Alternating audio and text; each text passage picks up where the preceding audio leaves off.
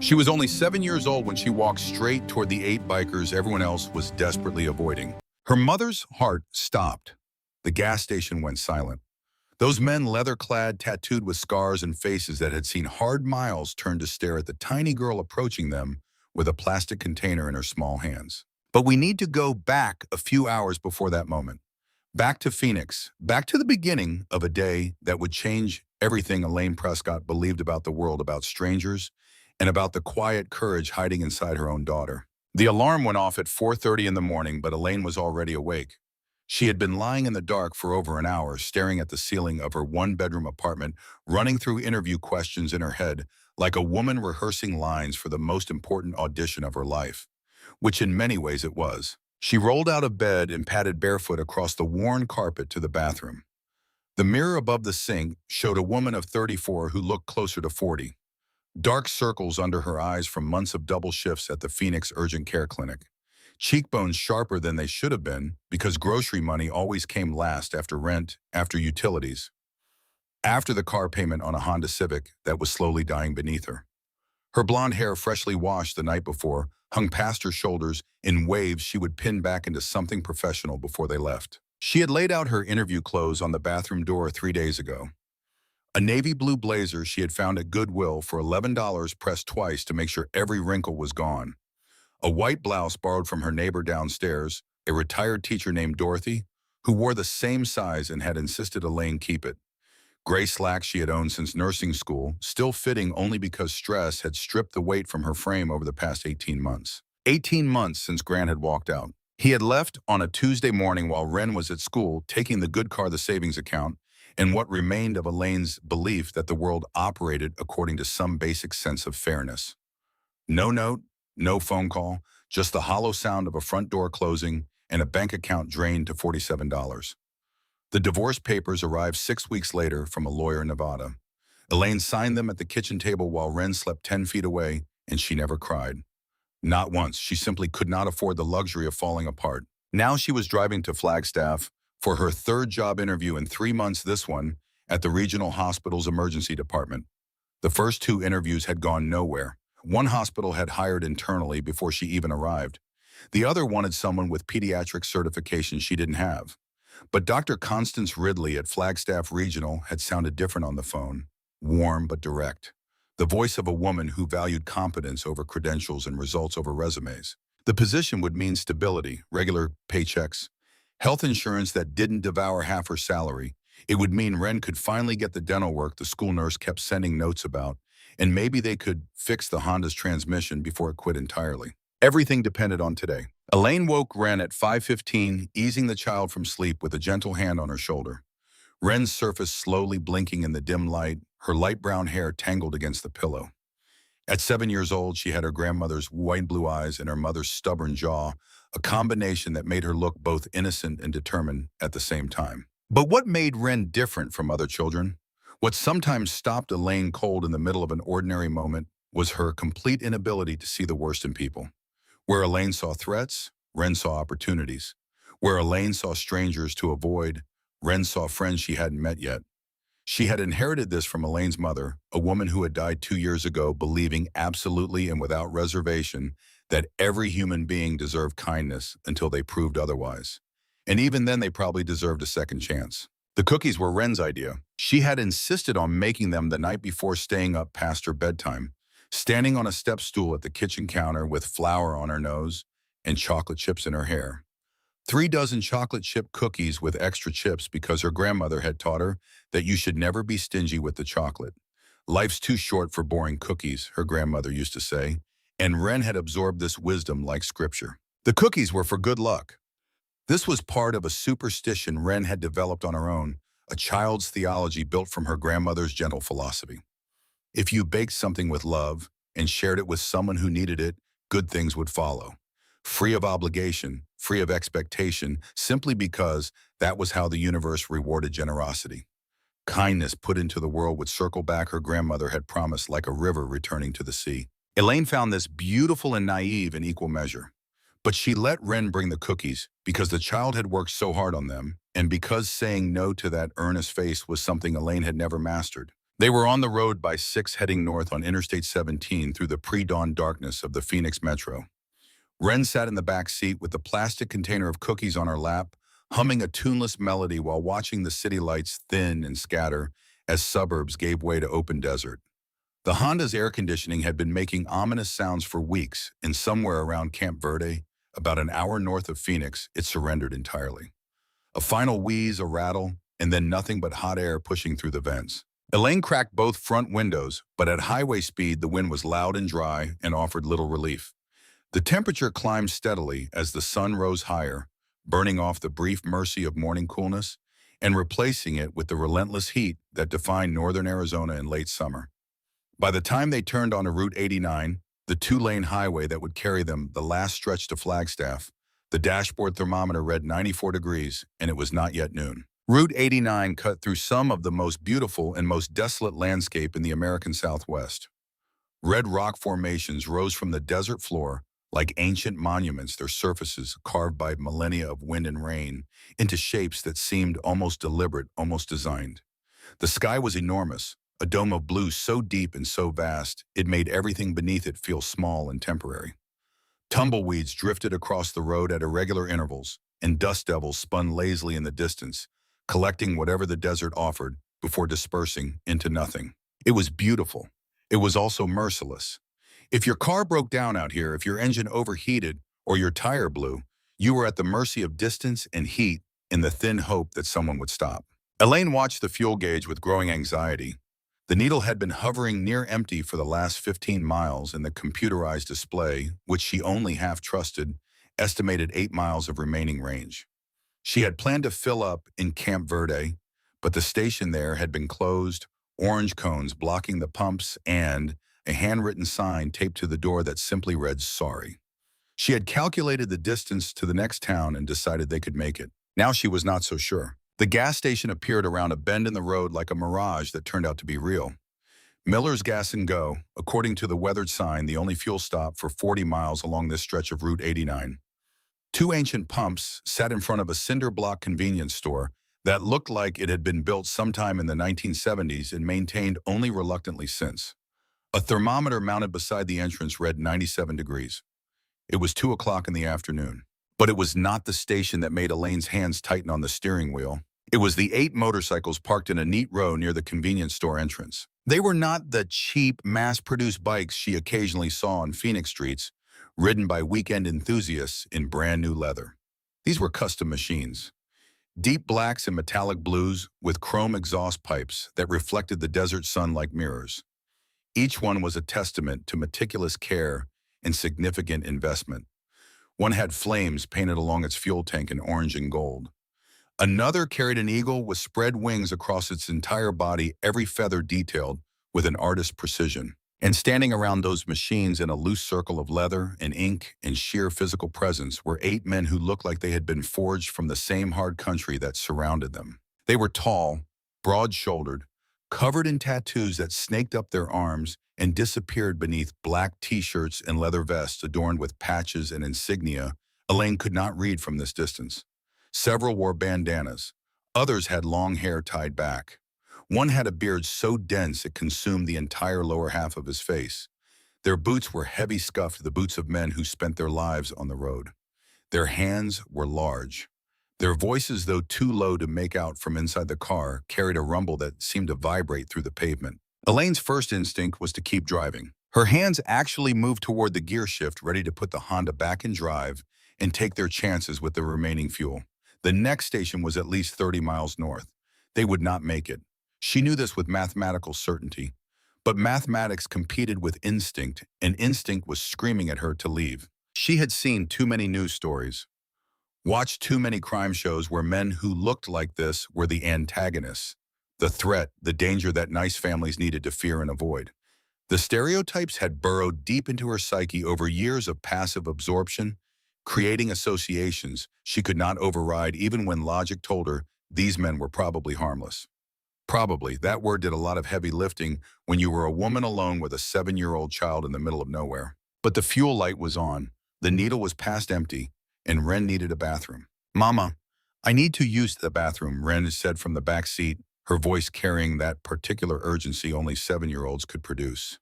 I really need to go. Elaine looked at her daughter in the rearview mirror, then back at the bikers. They had not noticed the Honda yet. They were absorbed in their own conversation, passing around water bottles and what looked like a bag of sunflower seeds. Their body language relaxed, unhurried, the posture of men with nowhere particular to be and no reason to rush getting there. Stay right next to me, Elaine said quietly, unbuckling her seatbelt. Her voice came out controlled tight, the tone she used when she needed Ren to understand that this was not negotiable. Don't wander off. Don't look at anyone. Don't talk to anyone. Understand? Ren nodded solemnly, clutching her container of cookies against her chest. They stepped out into the heat. The temperature change was immediate and brutal, the air feeling thick enough to chew, dry enough to crack skin. Elaine took Ren's free hand and walked quickly toward the convenience store entrance, her eyes fixed straight ahead. Her jaw set, her entire body communicating a single message. Do not approach us. But she could feel Ren's attention drifting.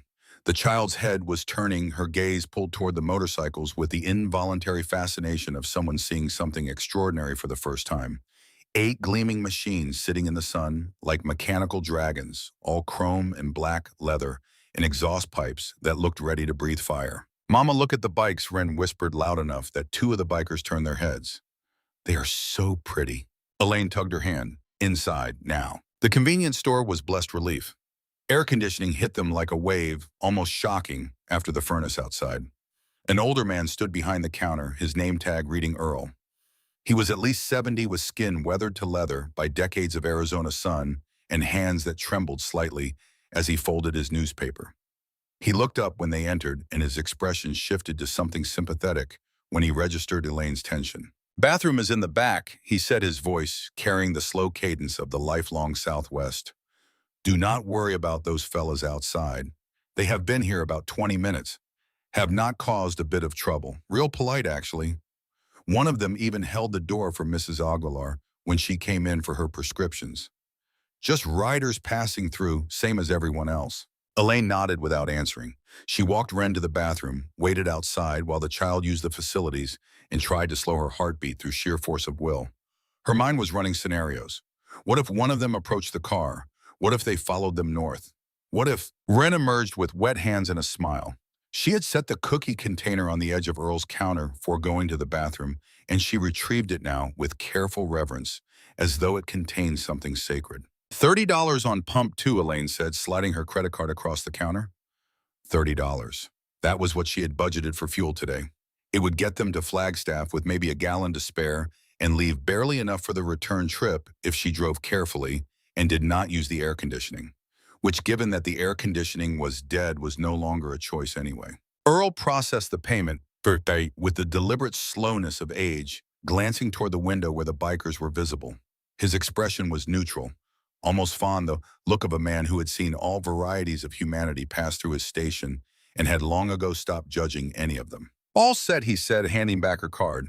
You all have a safe trip, and good luck with that interview up in Flagstaff. Elaine's head snapped up. How did you? Earl smiled and tapped the small medical ID badge still clipped to her purse. My daughter is a nurse too. Up at the VA hospital in Prescott. I recognize the look. New clothes, nervous energy, checking the time every 5 minutes. You will do fine. Just remember to breathe. Something loosened in Elaine's chest. A small kindness from an unexpected source. She thanked him, took Ren's hand, and headed for the door. Her plan was simple. Pump gas, get in the car, drive away. Do not engage with anyone. Do not make eye contact. $30 of fuel and back on the road in 5 minutes. But when they stepped outside, Ren pulled free from her mother's hand. My cookies, the little girl exclaimed, her eyes wide. I left them inside. And before Elaine could react, Ren had darted back through the door, the chime sounding cheerfully behind her. Through the glass, Elaine watched her daughter grab the container from Earl's counter, exchange a few words that made the old man smile, and turn it back toward the exit. Elaine waited by the car, keys in hand, ready to pump and leave. The bikers were still in their circle, 20 yards away, talking and laughing and spitting sunflower shells onto the concrete. They seemed entirely contained in their own world, uninterested in anything beyond their conversation and their motorcycles in the heat of the afternoon. Then Ren came out, and she did not walk toward the Honda. She veered left, her small feet carrying her directly toward the group of bikers, with the confident, purposeful stride of someone who knew exactly where she was going and why. The plastic container was clutched in both hands like an offering. Her light brown ponytail bounced with each step. Her blue eyes were fixed on the biggest man in the group, the one with the beard and the scars and the arms the size of most people's thighs. "Ren, no," Elaine called out, but her daughter was already too far. Already committed, already moving with the fearless certainty of a child who had not yet learned to sort people into categories of safe and dangerous, who had not absorbed the prejudices that adults carried like armor. Ren saw people, just people. Some of them might be tired, some of them might be hungry. All of them deserved cookies. The bikers noticed her. Their conversation stopped mid-sentence. 8 heads turned to watch this small girl walking toward them across the hot concrete, and the silence that fell was so complete that Elaine could hear the buzz of insects in the scrub brush beyond the parking lot. Every man in that group went still, watching Ren approach, with expressions ranging from surprise to something softer, something almost reverent, as if they understood they were witnessing something rare and did not want to disturb it. Ren stopped 3 feet from the biggest man. She had to crane her neck all the way back to look at his face, this towering figure in leather and ink, his vest hanging open over a black t-shirt, his arms covered in intricate tattoos. Skulls, roses, an American flag, what looked like military insignia. His hands were enormous, scarred, the hands of a man who had built things and broken things in equal measure. She held up the container with both hands. "Would you like a cookie?" she asked, her voice clear and bright in the desert heat. "I made them myself. Well, my mama helped, but I did most of the mixing and all of the chip adding because that is the most important part." The silence stretched. Elaine stood frozen between the car and her daughter, her heart hammering against her ribs, her legs refusing to move. Every worst-case scenario she had ever imagined was playing simultaneously in her mind, overlapping, contradicting, drowning out the rational voice that was trying to tell her that nothing bad was happening. The big man looked down at Ren. His eyes were a startling shade of blue against his sun-darkened, weathered skin. Gray threaded through his dark beard and his dark hair. Crow's feet radiated from the corners of his eyes, deep lines carved by years of squinting into wind and sun. He was probably in his mid-40s, though. The hard miles written into his face made it difficult to say for certain. He studied Ren for the long moment. This tiny girl with her messy ponytail and her container of cookies and her absolute lack of fear. Something moved behind his eyes. Something shifted in the architecture of his face, some wall coming down, some door opening that had been closed for a very long time. Then slowly, carefully, as if he were afraid of startling her, the big man knelt. His knees creaked as he lowered himself to her level, bringing his scarred face closer to hers, and when he spoke, his voice was surprisingly soft, gentled for a child's ears. A voice that did not match his appearance at all, that belonged to a man who had once read bedtime stories and checked closets for monsters and carried a small person on his shoulders through county fairs. "You made these yourself," he said. "That is mighty kind of you, little lady. What is your name?" "Ren. Ren Prescott. I am 7 years old, and these are chocolate chip cookies with extra chips because those are the best kind. My grandma taught me that before she went to heaven. She said you should never be stingy with the chocolate chips because life is too short to eat boring cookies." Something flickered in his eyes. Pain, bright and quick there and gone before Ren could have noticed it. But Elaine saw it. Standing 20 feet away with her hands still reaching toward her daughter, she saw that flash of grief cross his face and disappear behind a smile so warm it transformed him entirely. He went from terrifying to tender in the space of a single heartbeat. "Well, Ren Prescott, I am Garrison," he said, "and I happen to agree that extra chips are definitely the best kind. Your grandma was a wise woman. Would it be okay if I had one?" Ren opened the container. The smell of fresh baked cookies drifted out into the desert air, mixing with the scent of motor oil and hot asphalt, and the distant mineral smell of red rock baking in the sun. Garrison selected a cookie with a delicacy that seemed impossible for hands that large. He held it like it was made of blown glass. He took a bite, chewed, and his eyes actually closed. "That might be the best cookie I have had in 10 years, he said, and his voice carried absolute sincerity. No exaggeration, no performance for the child's benefit. He meant it. "You sure you are only 7? You bake like a professional." Ren beamed. Her entire face opened up with a pride so pure it was almost painful to witness. "Really, you are not just saying that to be nice?" "I never lie about cookies," Garrison said solemnly. "Too important." The other bikers had gathered closer. They formed a loose semicircle around Wren and Garrison, and Elaine realized with a start that none of them looked threatening up close. Their expressions were soft. Several were smiling at Wren with the fond, slightly wistful look of men remembering their own children, their own nieces, their own daughters growing up too fast in a world that did not always deserve their innocence. "Can my friends have some too?" Garrison asked, gesturing to the men around him. "We have been riding since sunrise and have not had anything this good in a long time. Nothing but gas station sandwiches and whatever we can grab at drive-thrus." "That is why I brought them," Wren said with the absolute certainty of 7-year-old logic. Earl inside said, "You have been traveling far and you are going even farther. My mama says everyone deserves something sweet when they are tired, and you all look like you have been riding for a really long time." Elaine felt tears gathering behind her eyes before she understood why. She had said those words months ago when Wren wanted to give cookies to their mailman during a brutal summer week. The fact that her daughter had remembered that she had connected that ordinary moment to this extraordinary one, that she had looked at 8 intimidating strangers and seen only people who might need kindness. It cracked something open inside Elaine's chest. The bikers passed the container around. Each man took a cookie with exaggerated care, as if they were handling something precious.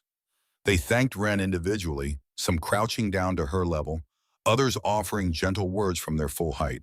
A man with a scar running across his cheek and kind eyes took a cookie and held it for a moment before biting into it.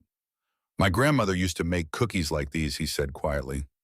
"She would have them waiting when I got home from school, every single day. That was the best part of my day for years. You are a real sweetheart, kid." Another man, this one with sleeve tattoos of eagles and flags and military insignia, wiped at his eyes with the back of his hand. The gesture was quick, almost embarrassed.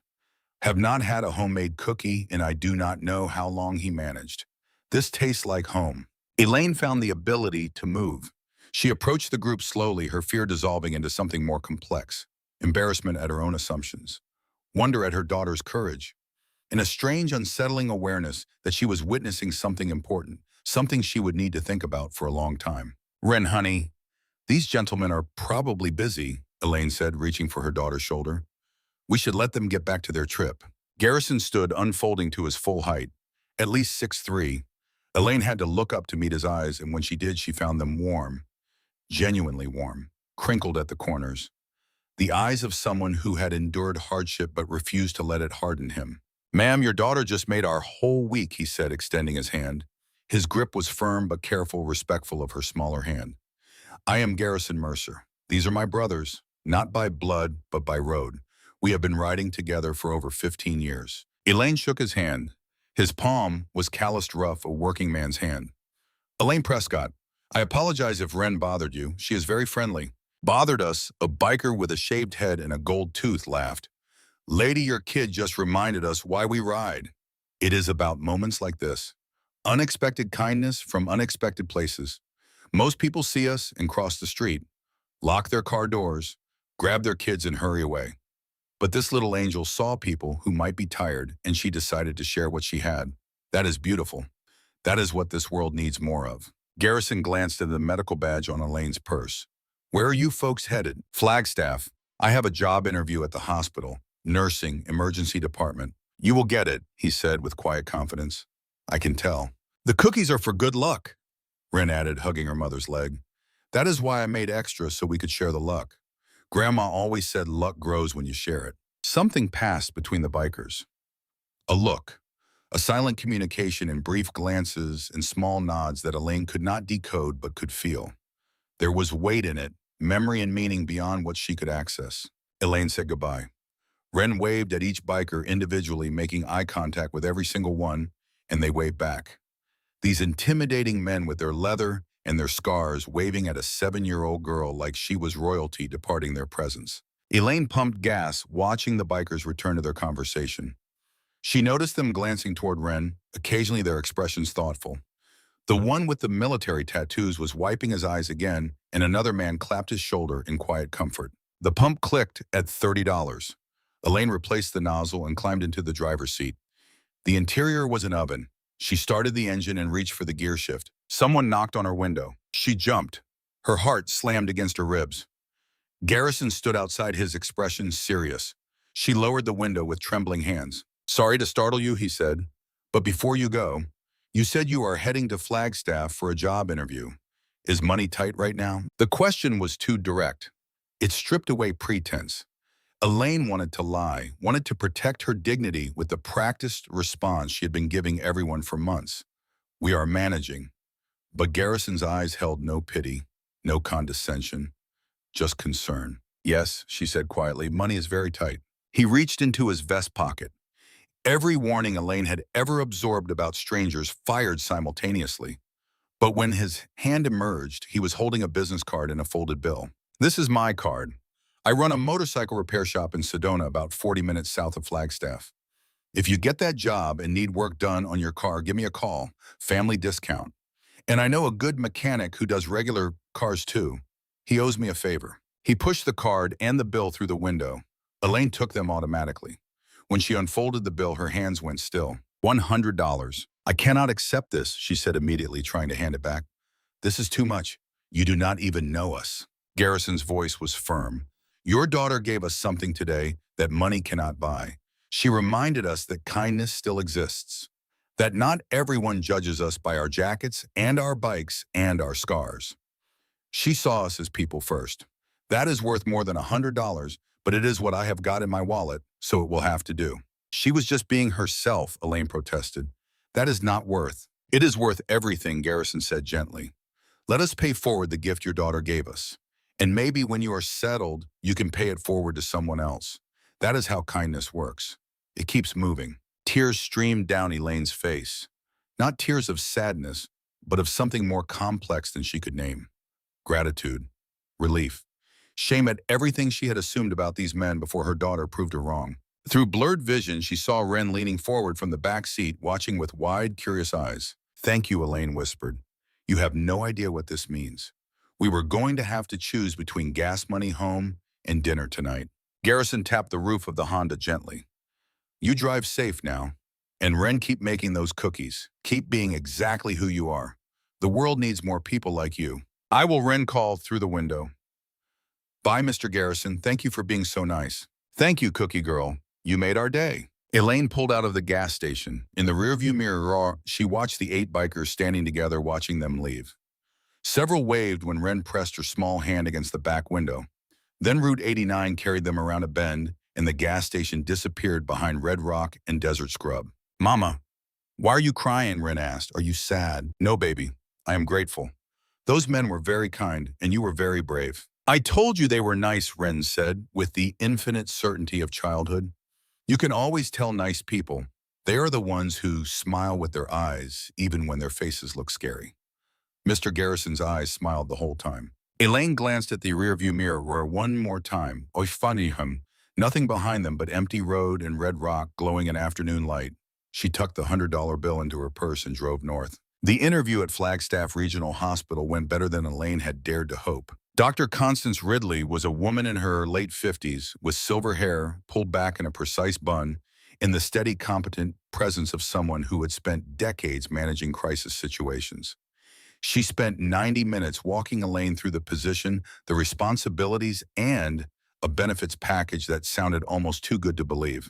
The salary was more than Elaine had earned in years, enough for rent in a safe neighborhood, groceries without constant anxiety, savings maybe. The health insurance would cover Wren's dental work. There was even tuition assistance for additional certifications. We will be in touch within 2 weeks, Dr. Ridley said, shaking Elaine's hand at the conclusion. Her grip was firm, her eye contact direct. But between you and me, you are exactly what we are looking for. Your experience in emergency care is impressive. Your recommendations are glowing. I would be very surprised if you do not hear from us soon. Elaine drove south toward Phoenix, feeling lighter than she had in months. The constant knot in her stomach, the companion she could not shake, had loosened for the first time in longer than she could remember. The future did not feel like an endless series of struggles. It felt like something that might contain hope. Wren had fallen asleep in the back seat, her small face peaceful, one hand still resting on the empty cookie container. Elaine watched her in the mirror and felt a wave of love so overwhelming it bordered on pain. This child, this brave, kind, impossible child. She had walked up to 8 strangers who terrified her mother, and offered them homemade cookies because she believed people deserve sweetness when they were tired. And in doing so, she had revealed a truth Elaine had lost somewhere along the way. The $100 meant they could stop at a real restaurant. Elaine chose a family diner outside Flagstaff with red vinyl booths and laminated menus and waitresses who called you honey. Wren ordered pancakes for dinner, her favorite meal, regardless of time, and Elaine allowed herself a burger and fries without calculating every penny. They ate in tired silence for a while. Then Wren put down her fork. Mama, were you scared of the bikers? Elaine considered slying, considered a gentle deflection. But Wren deserved better than that. Yes, sweetie, I was scared. Why? Because they looked different. Because they were big and had tattoos and wore leather. Because I had ideas in my head about what people who looked like that might be like. But they were nice. Yes, they were very nice, and I was wrong. Wren chewed a bite of pancake, thinking this over with the seriousness it deserved. Mrs. Calloway at school says we should not judge books by their covers. Is that what you did? Judge the bikers like they were books with scary covers. Elaine felt her throat tighten. Yes, baby. That is exactly what I did. That is okay, Wren said generously. You learned, Nisian. Grandma always said it is okay to make mistakes as long as you learn from them. Did you learn? I did, I really did. That night in their small apartment in Phoenix, Elaine could not sleep. She lay in the dark thinking about the gas station, about the moment Wren walked up to those 8 men and offered cookies with the fearlessness of uncorrupted innocence, about Garrison Mercer kneeling on hot concrete to look her daughter in the eye, about the man with the military tattoos wiping tears with the back of his hand. She picked up her phone and typed the information from Garrison's business card into her contacts. Then, following an impulse she did not fully understand, she opened her search engine and typed Garrison Mercer Sedona motorcycle. What came up changed everything. The first result was a news article from 3 years ago. A photo showed Garrison and his crew, several faces she recognized from the Y station, presenting an oversized check to hospital administrators. The headline read, "Local Motorcycle Club raises $50,000 for Children's Hospital." The article described their annual charity ride, months of organizing raffles and fundraisers, personal donations of motorcycles to be auctioned. She clicked another link. This one was more recent, only 6 months old. Mercer Custom Cycles offers free repairs to veterans. Garrison's shop had launched a program providing motorcycle maintenance at no cost to veterans who could not afford it. There was a quote from Garrison that made Elaine read it twice. These men and women served our country. The least we can do is make sure they can keep riding. For a lot of vets dealing with PTSD, being on a bike is therapy. It is freedom. We are not going to let money take that away from them. More articles followed. Charity rides that raised money for families who lost homes in fires. Free motorcycle safety courses for teenagers. Volunteering at homeless shelters, serving meals on holidays. A pattern so consistent and so sustained, it could not have been performance or public relations. This was identity. This was who these men were. Then Elaine found the article that made everything fall into place. Local biker honors daughter's memory through acts of kindness. The photo showed a younger Garrison standing beside a motorcycle. His face was etched with a grief so raw it was difficult to look at. The article was from 5 years ago, but the events it described were older still. Garrison Mercer's 9-year-old daughter, Rosie, and his wife had been killed in a car accident 8 years prior. A drunk driver crossed the center line on a 2-lane road outside Sedona. There was no time to react, no chance to swerve. Garrison was not in the car. He was at his shop rebuilding a transmission when the phone rang, and his life divided permanently into before and after. In the wake of that loss, Garrison had transformed his grief into purpose. Every charity ride, every free repair, every meal served at a shelter was done in Rosie's name. The article quoted him, and the words burned into Elaine's memory as she read them in the blue light of her phone screen. Rosie loved helping people. She used to bake cookies for our neighbors, for the mailman, for anyone she thought might need a smile. After we lost her, I knew I had to keep that spirit alive somehow. Every time we do a charity ride or help someone in need, I feel like I am honoring her memory, like she is still out here making the world a little bit better. Elaine set her phone down. Her hands were shaking. Rosie, 9 years old, loved to bake cookies and give them to strangers. The parallel was so precise, so impossible, that it felt less like coincidence and more like something designed. Wren, 7 years old, walking up to Garrison Mercer with a container of chocolate chip cookies, offering them to a man who had lost a daughter who did the exact same thing. a daughter named Rosie who would have been almost the same age as Wren if she had lived. That flash of pain in Garrison's eyes when Wren mentioned her grandmother teaching her to bake. That moment of vulnerability he had suppressed behind his warm smile. He had not just seen a kind little girl offering cookies. He had seen his own daughter. He had seen Rosie alive and offering sweetness to the world the way she used to before the world took her away. And Elaine had tried to stop it. She had tried to pull Wren away, had tried to keep her daughter and her from approaching these men, from offering that small gesture of kindness that had clearly meant more to Garrison Mercer than $100 or 1,000 words ever could. If Elaine had succeeded, if Wren had obeyed, if fear had won over innocence, Garrison would have never received that gift. Would have never knelt on that hot concrete and tasted a cookie that reminded him of everything he had lost and everything he was fighting to preserve. The shame was physical. It sat in her stomach like a stone. She cried quietly in the dark for a long time, not from sadness, but from the overwhelming collision of gratitude and regret and the dawning understanding that her 7-year-old daughter was braver and wiser than she had ever been. 8 days later, Dr. Ridley called. Elaine had the job. She would start in 3 weeks, enough time to find an apartment in Flagstaff, enroll Wren in school, and begin relocating the fragile scaffolding of their lives northward. For the first time in 18 months, Elaine felt like she could breathe without weight pressing against her chest. The day after accepting the position, she drove to Sedona. She did not call ahead, did not know if Garrison would be there. But she needed to do this, needed to thank him properly, needed to acknowledge what he had done for them and what Wren had unknowingly done for him. Mercer Custom Cycles sat on the outskirts of town, a large warehouse-style building with a hand-painted sign that had weathered years of desert sun. Motorcycles in various stages of repair were visible through bay windows, and classic rock drifted from inside, mixing with the metallic rhythm of tools on metal. "Is Mr. Garrison here?" Wren asked excitedly, unbuckling before the engine was off. "I want to tell him about my new school." The shop interior was organized chaos. Motorcycle parts on labeled shelves, tools hanging on pegboards, 3 bikes on hydraulic lifts, a radio playing something with guitar and drums. The air smelled of motor oil and metal and the faint sweetness of solvent. A young man in coveralls looked up from an engine.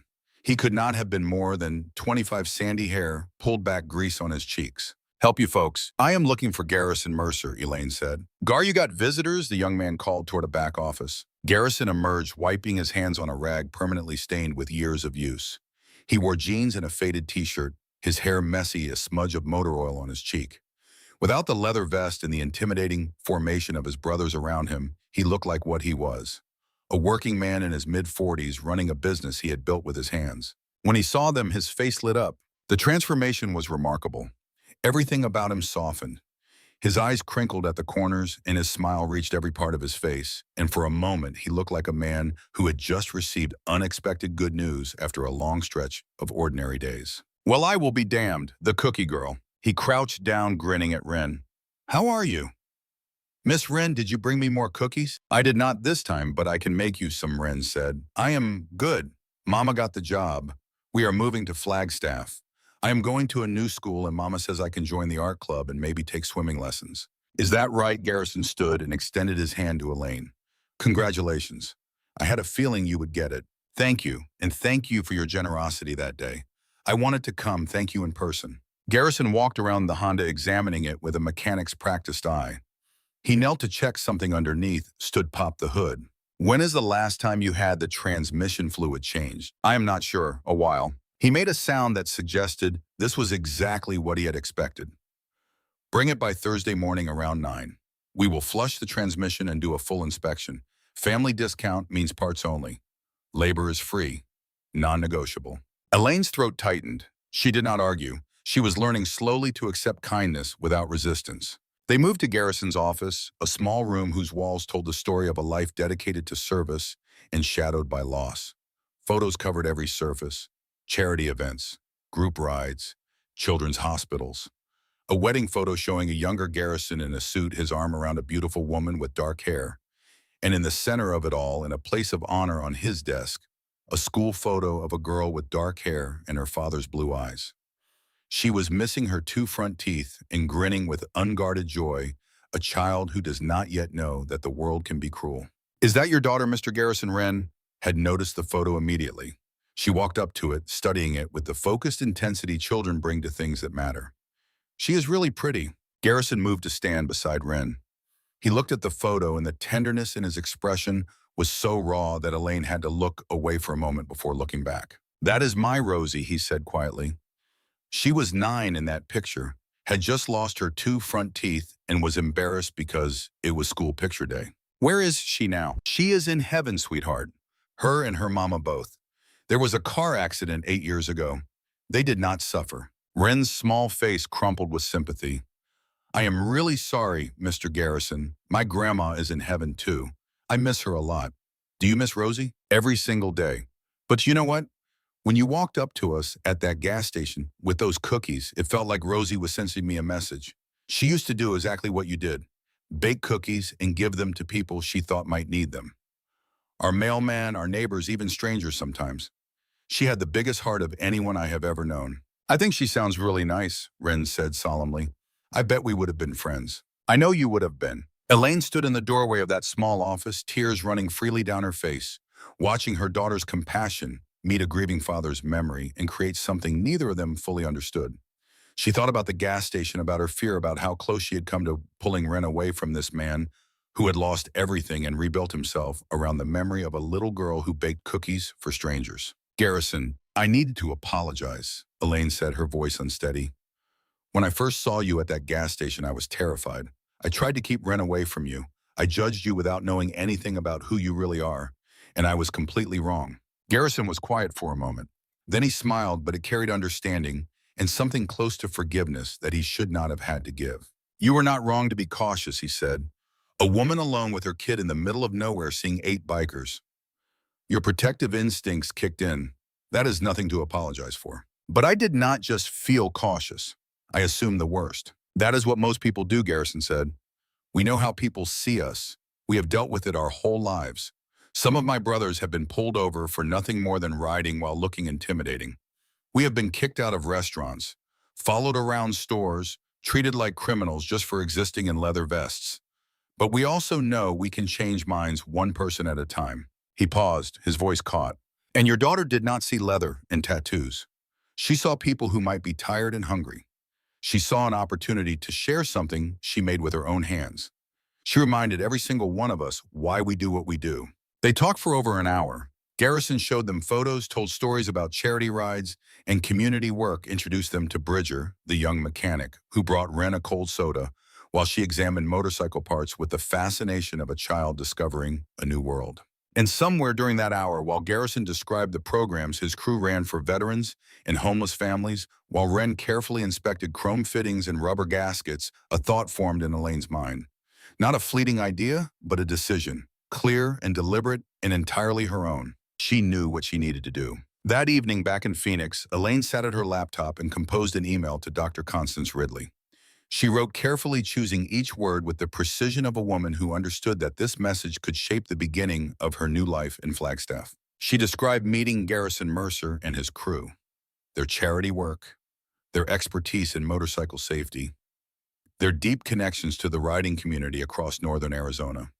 She described the gaps she had noticed in the hospital's community outreach, the motorcycle accidents that filled emergency rooms across the region every year, riders who lacked basic safety education, communities that feared bikers instead of partnering with them. And then she made her proposal. A community motorcycle safety program co-organized by the hospital and Garrison's crew, combining medical expertise with riding experience to prevent exactly the kinds of injuries Elaine would be treating in the emergency department. She read the email 3 times before sending it. Then she closed the laptop and sat in the quiet of her apartment, listening to Wren humming in the next room while arranging ingredients for her next batch of cookies. Dr. Ridley responded the following morning. The enthusiasm in her message was unmistakable. There was in fact a need for motorcycle safety outreach. The hospital had been trying to address accident rates but lacked connections to the riding community. Would Elaine be interested in leading the initiative? Elaine forwarded the email to Garrison with a single line. Interested in making a difference in Flagstaff too? His reply came within the hour. Always, everybody. Always. Rosie would have loved this. Thank you for thinking of us. Elaine set her phone down and looked out the window at the Phoenix skyline shimmering in the afternoon heat. In 3 weeks, she would leave this city, this apartment, this chapter of survival, and scraped together meals and sleepless nights, worrying about money. She would drive north to Flagstaff with her daughter and a container of cookies and the beginning of something she could not yet fully see, but could feel taking shape beneath her hands. She thought about Garrison's daughter, Rosie, gone too soon, but remembered with a love that had transformed grief into purpose.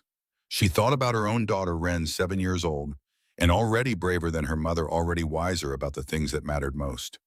And she thought about the strange, beautiful architecture of a day that had begun with fear and ended with the knowledge that the world was larger and kinder than she had allowed herself to believe. Outside, somewhere beyond the apartment walls, the distant rumble of a motorcycle drifted through the evening air. Elaine listened until it faded, and for the first time the sound did not make her afraid. It made her think of Garrison Mercer kneeling on hot concrete holding a cookie like it was made of glass, smiling at her daughter with the gentlest eyes she had ever seen on a man that size. It made her think of Rosie, who baked cookies for strangers, of Wren, who did the same, of the invisible thread connecting two little girls across the divide between the living and the lost. And it made her think about the road ahead, not just the highway to Flagstaff, but everything that would follow. The new job, the new home, the partnership she had just set in motion with a single email. All of it beginning at a gas station in the middle of nowhere, where a 7-year-old girl offered cookies to the men the world had taught her mother to fear. Elaine closed her eyes and breathed. The air tasted different, lighter, as if the weight she had been carrying had finally found somewhere else to go. 3 weeks later, Elaine Prescott drove north for the last time. The Honda handled better than it had in years. True to his word, Garrison had flushed the transmission, replaced the fluid, and done a full inspection that uncovered a half-dozen small problems Elaine had been ignoring because she could not afford to acknowledge them. A worn serpentine belt, brake pads ground nearly to metal, a coolant leak that would have left them stranded on some desert highway within a month. He fixed everything, charged her only for parts, and refused to discuss the labor costs no matter how many times she tried. Family discount, he said, the same way he had said it at the gas station. As if that settled the matter. As if it were the most natural thing in the world for a man she had known for 3 weeks to treat her car like it belonged to someone he had loved for years.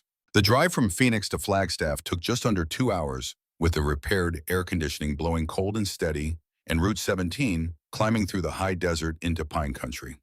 The landscape changed dramatically as they gained elevation. Saguaro cactus gave way to juniper, then to ponderosa pine. The temperature dropped 15 degrees in the span of 30 miles.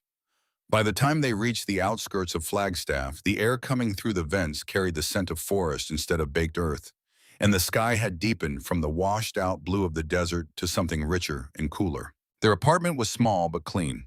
2 bedrooms on the second floor of a building near the university with windows that faced northwest toward the San Francisco peaks. The mountains rose above the city like sentinels, their slopes covered in dark evergreen forest that would turn gold and orange in a few weeks when autumn arrived.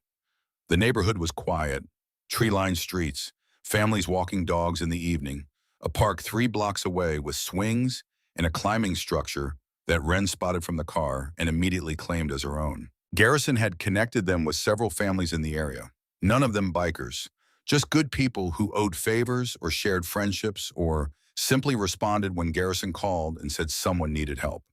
They brought casseroles and welcome gifts and helped carry furniture up the stairs.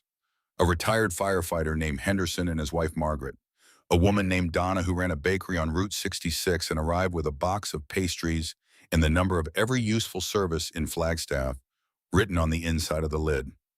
A young couple, the Barringtons, who lived downstairs and had a daughter Wren's age. By the end of the first week, the apartment felt less like a temporary arrangement and more like somewhere they might actually belong. Wren started school on a Monday morning, wearing new shoes Elaine had bought with the last of her savings and carrying a backpack decorated with stars she had drawn herself in metallic marker.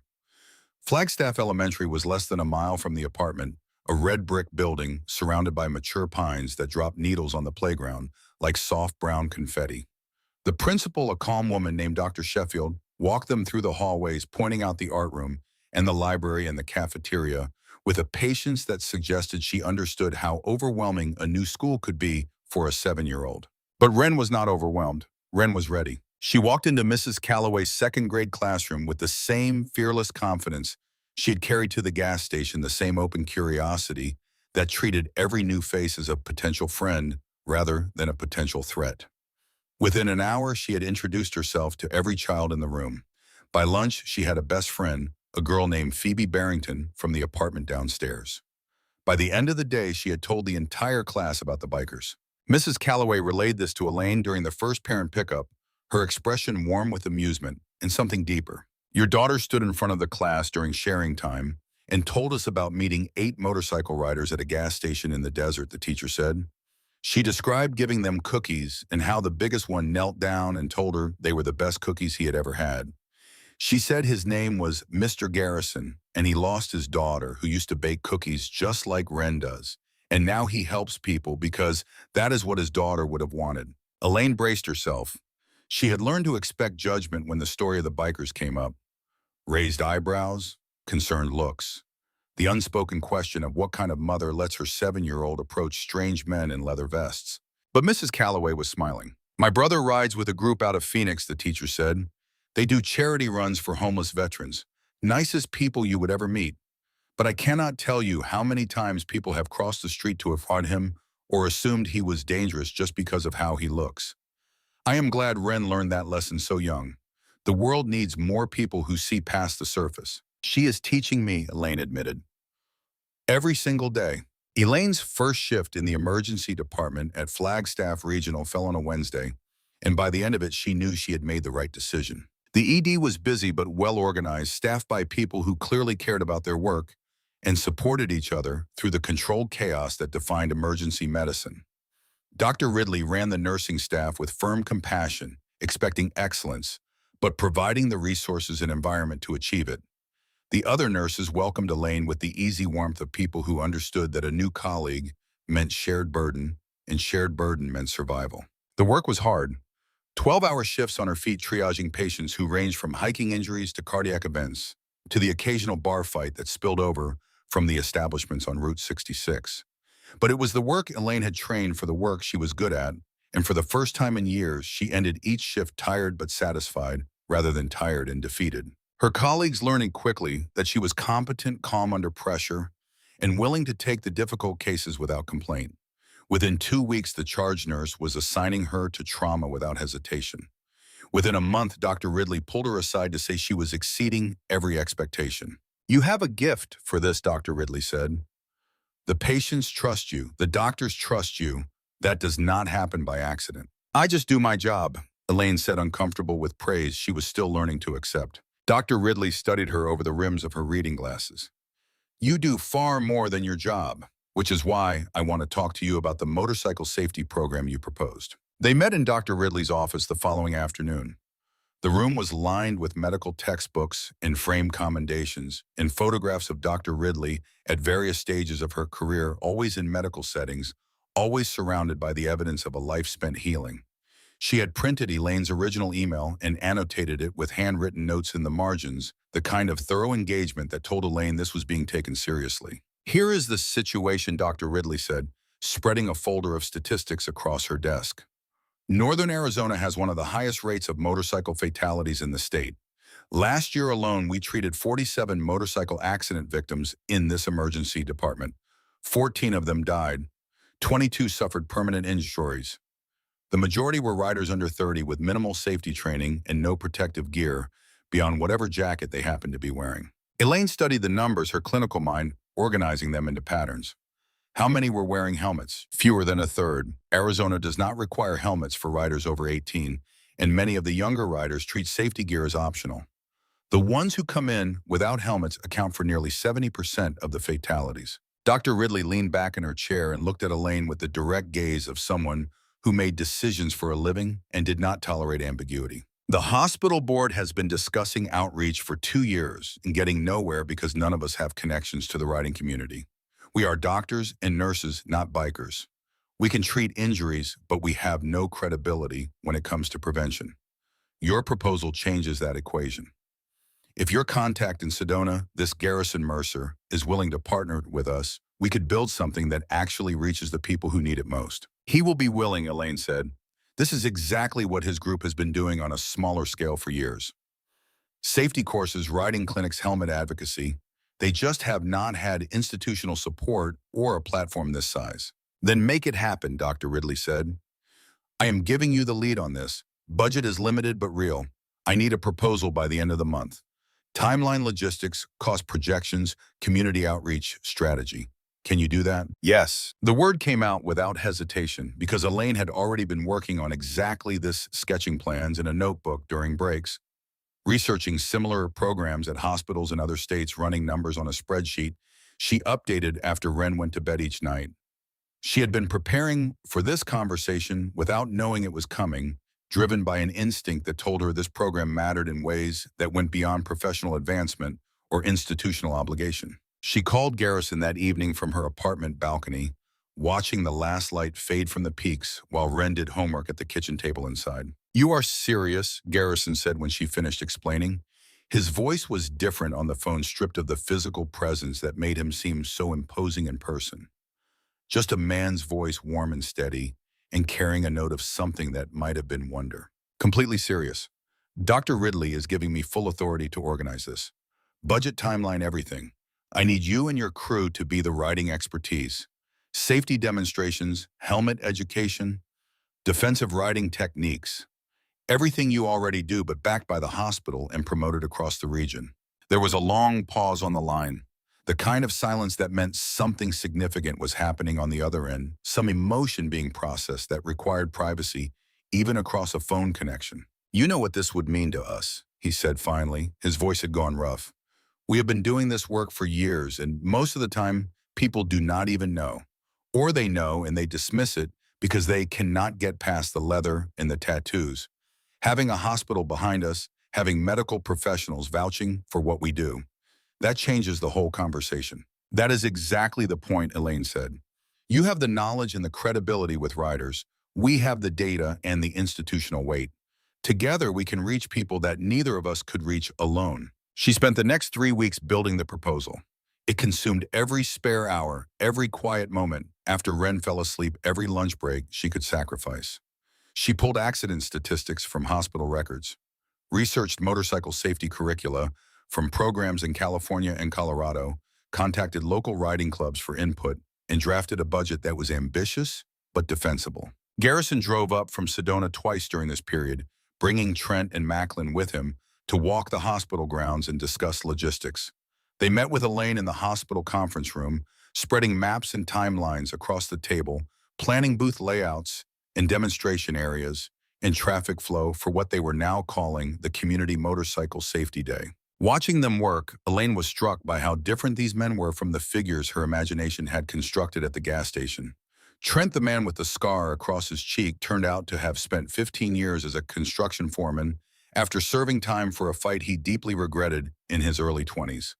He had a daughter in college studying nursing and a quiet precision in his speech that spoke of a man who had learned the hard way to choose his words carefully. Macklin, the veteran with the eagle tattoos, had served 2 tours in the Gulf War and came home with wounds both visible and invisible. He could not sleep in quiet rooms because silence reminded him of the moments before mortar rounds, and riding his motorcycle was the only therapy that had ever truly helped. He had a laugh that started in his belly and could fill an entire room, and he used it frequently, as if determined to make up for the years when laughter had been impossible. These were not dangerous men. They were damaged men who had chosen repair over destruction, service over surrender. And society had judged them for the leather they wore and the machines they rode without ever bothering to learn who they were underneath. Elaine submitted her proposal to Dr. Ridley on a Friday afternoon. Dr. Ridley approved it the following Monday with only minor revisions. The Community Motorcycle Safety Day was scheduled for the second Saturday of October, 6 weeks away. Everything was falling into place. Then the accident happened. It was a Tuesday night shift 2 weeks after the proposal was approved. October had arrived in Flagstaff with the first real cold temperatures dropping into the 30s after sunset, the kind of chill that caught summer riders off guard. The aspens on the peaks had turned gold, and the town was filling with tourists who came for the fall colors and the hiking and the small-town charm that Flagstaff wore so well. Elaine was 3 hours into her shift when the radio crackled with an incoming trauma alert. Single-vehicle motorcycle accident on Route 89, approximately 12 miles south of town. Rider male, estimated age late teens, no helmet, significant head trauma. ETA 8 minutes. She was already moving before the dispatcher finished speaking. Trauma Bay 2, IV stands checked. Monitors ready. The attending physician, Dr. Kowalski, a calm man in his 50s with hands that never shook, arrived and began his own preparations without a wasted motion. The ambulance pulled in at 9:17. The paramedics came through the doors fast, their faces carrying the controlled urgency that told Elaine this was serious. On the gurney was a young man who could not have been more than 19. His face was obscured by blood from a massive laceration above his left ear. His left arm was bent at an angle that meant multiple fractures. Road rash covered his right side from shoulder to hip, the skin shredded away to reveal raw tissue beneath. He was not wearing a helmet. He was wearing a t-shirt and jeans and sneakers. No leather, no protective gear of any kind. He had been riding a sport bike at an estimated 60 miles per hour when he lost control on a curve and struck a guardrail. The bike had gone one direction and the rider another, and the desert had provided nothing soft to land on. Elaine worked. She started the large bore IV while Dr. Kowalski assessed the head wound. She maintained cervical spine stabilization while the respiratory therapist secured the airway. She tracked vitals, called out numbers, adjusted drip rates, applied pressure to bleeding that would not stop. Her hands moved with the trained precision of someone who had done this hundreds of times, each action flowing into the next. Without conscious thought, her body performing the work, while her mind processed information and made calculations that would have been impossible for someone without her experience. The young man's blood pressure dropped twice. His heart rate spiked into the 160s. His oxygen saturation fell below 90 and stayed there until the airway was secured. For 11 minutes, the outcome was genuinely uncertain. Elaine could feel death in the room, that particular stillness that gathered in the corners when a body was deciding whether to keep fighting or to stop. She had felt it before many times, and she had learned that the only response was to work harder, to be more precise, to refuse to accept the stillness until the monitors told her she had no choice. The young man's blood pressure stabilized at 932. His heart rate came down. The oxygen climbed back above 95. Dr. Kowalski stopped the bleeding from the head wound and ordered an immediate CT scan. The left arm would require surgery, but it could wait. The road rash was extensive but not life-threatening. The head injury was the question mark, the factor that would determine whether this 19-year-old woke up as himself or as someone diminished. Elaine stayed with the patient through the CT scan and the transfer to the ICU. She updated the chart, coordinated with the surgical team, and made sure the handoff to the ICU nurses was thorough and complete. It was after 11 before she allowed herself to stop moving to stand in the hallway outside the ICU and breathe. The young man's name was Caleb Ashford. He was 19 years old. He had been riding a motorcycle he had bought 3 months ago with money from his summer job. He had never taken a safety course. He did not own a helmet. He did not know that curves on desert highways could accumulate sand that reduced traction to almost nothing, or that the temperature drop after sunset could change tire grip in ways that sport bikes were particularly sensitive to. He did not know because no one had taught him. Elaine was still standing in that hallway processing this thought when the elevator doors opened and a woman emerged at nearly a run. She was in her mid-50s, dressed in clothes that suggested she had been at a dinner event when the call came. Dark blouse, tailored slacks, jewelry that caught the fluorescent light. Her face was rigid with fear, her eyes scanning the hallway with the desperate focus of a mother looking for her child. Elaine intercepted her before she reached the ICU doors. "Are you Caleb's mother? Where is he? Where's my son? Is he alive?" "He is alive. He is stable. He is in the ICU right now, and the team is monitoring him closely." "I am Elaine Prescott. I was the trauma nurse who treated him when he arrived." The woman gripped Elaine's arm with a strength that belied her polished appearance. Her manicured nails pressed into the fabric of Elaine's scrubs. "What happened?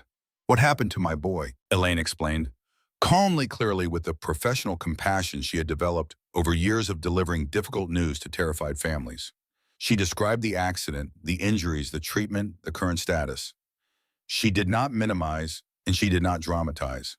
She gave this mother the truth, because the truth was what she needed, even when it hurt. The woman's name was Vivian Ashford. She was a member of the Flagstaff City Council, well known in the community, connected, influential.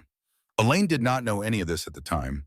She knew only that Vivian Ashford was a mother whose son was lying in an ICU bed with a fractured skull and a broken arm and skin scraped raw from desert asphalt, and that this mother was coming apart at the seams in a hospital hallway at 11:30 on a Tuesday night. Elaine stayed with her, sat with her in the ICU waiting area, brought her coffee, answered the same questions multiple times without impatience, because she understood that fear erased the ability to retain information, that a mother in crisis needed repetition the way a drowning person needed air. It was during this vigil, sometime after midnight, that Vivian Ashford asked the question that changed the trajectory of everything Elaine had been building. "How does this happen?" Vivian said, her voice raw, her coffee untouched and cooling in her hands. "How does a 19-year-old boy get on a motorcycle with no helmet, no training, no idea what he is doing, and nobody stops him? Nobody teaches him.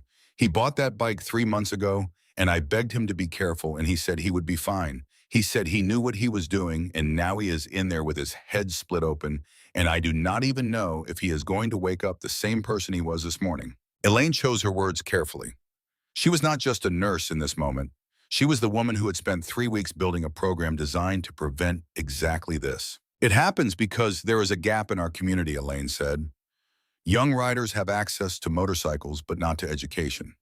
They learn by watching videos online or imitating riders they see on the highway. They treat safety gear as optional because no one they trust has told them otherwise." Vivian looked at her, really looked at her for the first time since arriving. "Who are you? I mean, beyond the nurse. You sound like you have thought about this." "I have. The hospital is launching a motorcycle safety program next month. Community outreach riding clinics, helmet education. I am organizing it." Something shifted in Vivian's expression. The grief remained, but a new element entered. Sharpness, focus, the instincts of a woman who spent her professional life identifying problems and assigning blame. "Who is involved in this program?" "We are partnering with a motorcycle group from Sedona. Experienced riders who have been running safety courses for years. They have the expertise that we lack." "A motorcycle group?" Vivian's voice flattened. "You mean bikers?" "Yes." The change in Vivian was immediate. The grief hardened into something colder, something directed. She straightened in her chair and her eyes took on the clarity of someone who had found a target for the rage and helplessness that had been consuming her for the past 2 hours. "Bikers," she repeated. "My son is lying in that room because he got fascinated with motorcycle culture, with the leather and the chrome and the lifestyle. He started hanging around riders in town, watching them, imitating them. That is where this started. And now you are telling me the hospital is bringing more of them into this community, giving them a platform, legitimizing the very culture that put my son in the ICU. Mrs. Ashford, these are not the people who influenced your son. They are educators, safety advocates. They run charity programs and free riding clinics." But Vivian was no longer listening. She was standing, her coffee abandoned, her posture transformed from grieving mother to city council member. The shift was visible, a woman reaching for the armor of authority because the vulnerability of motherhood was too painful to endure. "I will not allow this," she said. "Not while my son is in a hospital bed. I know people on the hospital board. I will shut this program down before it starts." She walked away, her heels clicking sharp and fast on the linoleum, and Elaine watched her go with the sinking feeling of watching something she had built begin to crack from the foundation. The call from Dr. Ridley came 2 days later. "Come see me," was all she said, and her voice carried none of its usual warmth. Elaine sat across from Dr. Ridley's desk in the same chair where they had discussed the safety program a month ago. The statistics folder was still there, but it had been pushed to one side, replaced by a printed email that Elaine could not read from her angle, but could guess the contents of. "Vivian Ashford has contacted 3 members of the hospital board," Dr. Ridley said. "She is requesting a formal review of our motorcycle safety partnership. She is characterizing it as the hospital endorsing and promoting motorcycle culture to young people. That is not what this program does. I know that. You know that. But Vivian Ashford is a city council member with significant influence in this community, and her son is lying in our ICU. She is a sympathetic figure right now. People listen to grieving mothers. They do not listen to nuance or data." Dr. Ridley removed her glasses and rubbed the bridge of her nose, the gesture of someone carrying a burden she had not expected. "The board has not canceled the program," she continued, "but they have requested a pause while they review the partnership. That means the safety day is in jeopardy. If Vivian pushes hard enough, and she is pushing very hard, the board may decide the political risk is not worth the community benefit." Elaine sat very still. She could feel the familiar current of anxiety pulling at her, the undertow that had defined her life for 18 months. Walk away, do not fight, protect what you have. You finally have a mom, a home, a stable life for Ren. Do not risk it for a program you have known about for 2 months. But alongside that current ran another one. Stronger, deeper, fed by the memory of a 19-year-old boy's blood on her hands at 9:17 on a Tuesday night. What does the data say, Elaine asked. The data supports you completely. Our motorcycle fatality rate is among the highest in the state. Rider education reduces accidents by 40 to 60% in every study I have seen. The program you designed is exactly what this community needs. Then I am not going to let it die because one person is looking for someone to blame. Dr. Ridley studied her for a long moment. That quiet, assessing gaze that missed nothing. What do you intend to do? I'm going to talk to Vivian Ashford, not as a nurse, not as a program coordinator, as a mother. Dr. Ridley was quiet for several seconds. Then she nodded. Be careful. She is in pain, and people in pain are unpredictable. But for what it is worth, I think you might be the only person who can change her mind. Elaine called Garrison that afternoon from the hospital parking lot, sitting in the Honda with the engine off and the windows down, the October air carrying the sharp sweetness of fallen pine needles. She told him everything, the accident, Caleb Ashford, his mother, the threat to the program. Garrison was quiet for a long time. When he spoke, his voice was measured, careful, carrying the resigned tone of a man who had heard variations of this story before. It happens, he said. Every time we try to partner with an institution, someone pushes back. Someone sees the leather and decides we are the problem instead of the solution. I have lost count of how many times. This is different, Elaine said. She is not just prejudiced. She is a mother whose son is in the ICU. Her fear is real. I know it is. That is what makes it harder. You cannot argue with a mother's fear. You can only show her something that outweighs it. What if I cannot? Then we lose the program. It would not be the first time. There was a pause. Elaine could hear the sounds of his shop through the phone. Tools on metal, classic rock, the ordinary rhythm of a workday that might be about to lose its purpose. But I will tell you this, Garrison continued, if anyone can reach her, it is you. You understand what she is feeling because you are a mother too, and you understand what we are trying to do because you have seen both sides. You were afraid of us once. You are not afraid of us anymore. That journey, what you went through from the wash station to now, that is the argument. Your story is the proof. Elaine sat in the parking lot for another 15 minutes after hanging up. She watched hospital staff come and go through the main entrance, watched an ambulance pull in with its lights on, watched a family emerge from the front doors, holding balloons and smiling, because someone they loved was going home. She thought about Caleb Ashford still in the ICU, still uncertain. She thought about the 14 motorcycle fatalities from last year, and the 14 families who would never hold balloons in a hospital lobby because their person was never going home. She thought about the program she had built from a single email sent on an impulse from her Phoenix apartment, and how it had grown into something with the potential to change how an entire region approached motorcycle safety. She was not going to let it die. She picked up her phone and texted Garrison 3 words. I will handle it. His response was a single line. I know you will. Elaine did not go to Vivian Ashford's house alone. She brought Ren. This was a deliberate choice considered from every angle over 2 sleepless nights. Bringing her daughter was not a manipulation. It was not a strategy designed to soften Vivian through the presence of a child. It was an act of honesty. Ren was the reason Elaine understood what she understood about bikers and stereotypes and the gap between appearance and truth. Ren was the living proof that looking past the surface could reveal something worth finding. And if Elaine was going to ask Vivian Ashford to reconsider her assumptions, she needed to bring the person who had taught her to reconsider her own. Vivian Ashford lived in a ranch-style house on the east side of Flagstaff, set back from the road behind a landscaped yard that was immaculate despite the approaching winter. The house spoke of stability and investment, of a family that had built a life they could be proud of. A family that was now cracking under the weight of a hospital bed and a prognosis that remained uncertain. Elaine rang the doorbell at 10 in the morning on a Saturday.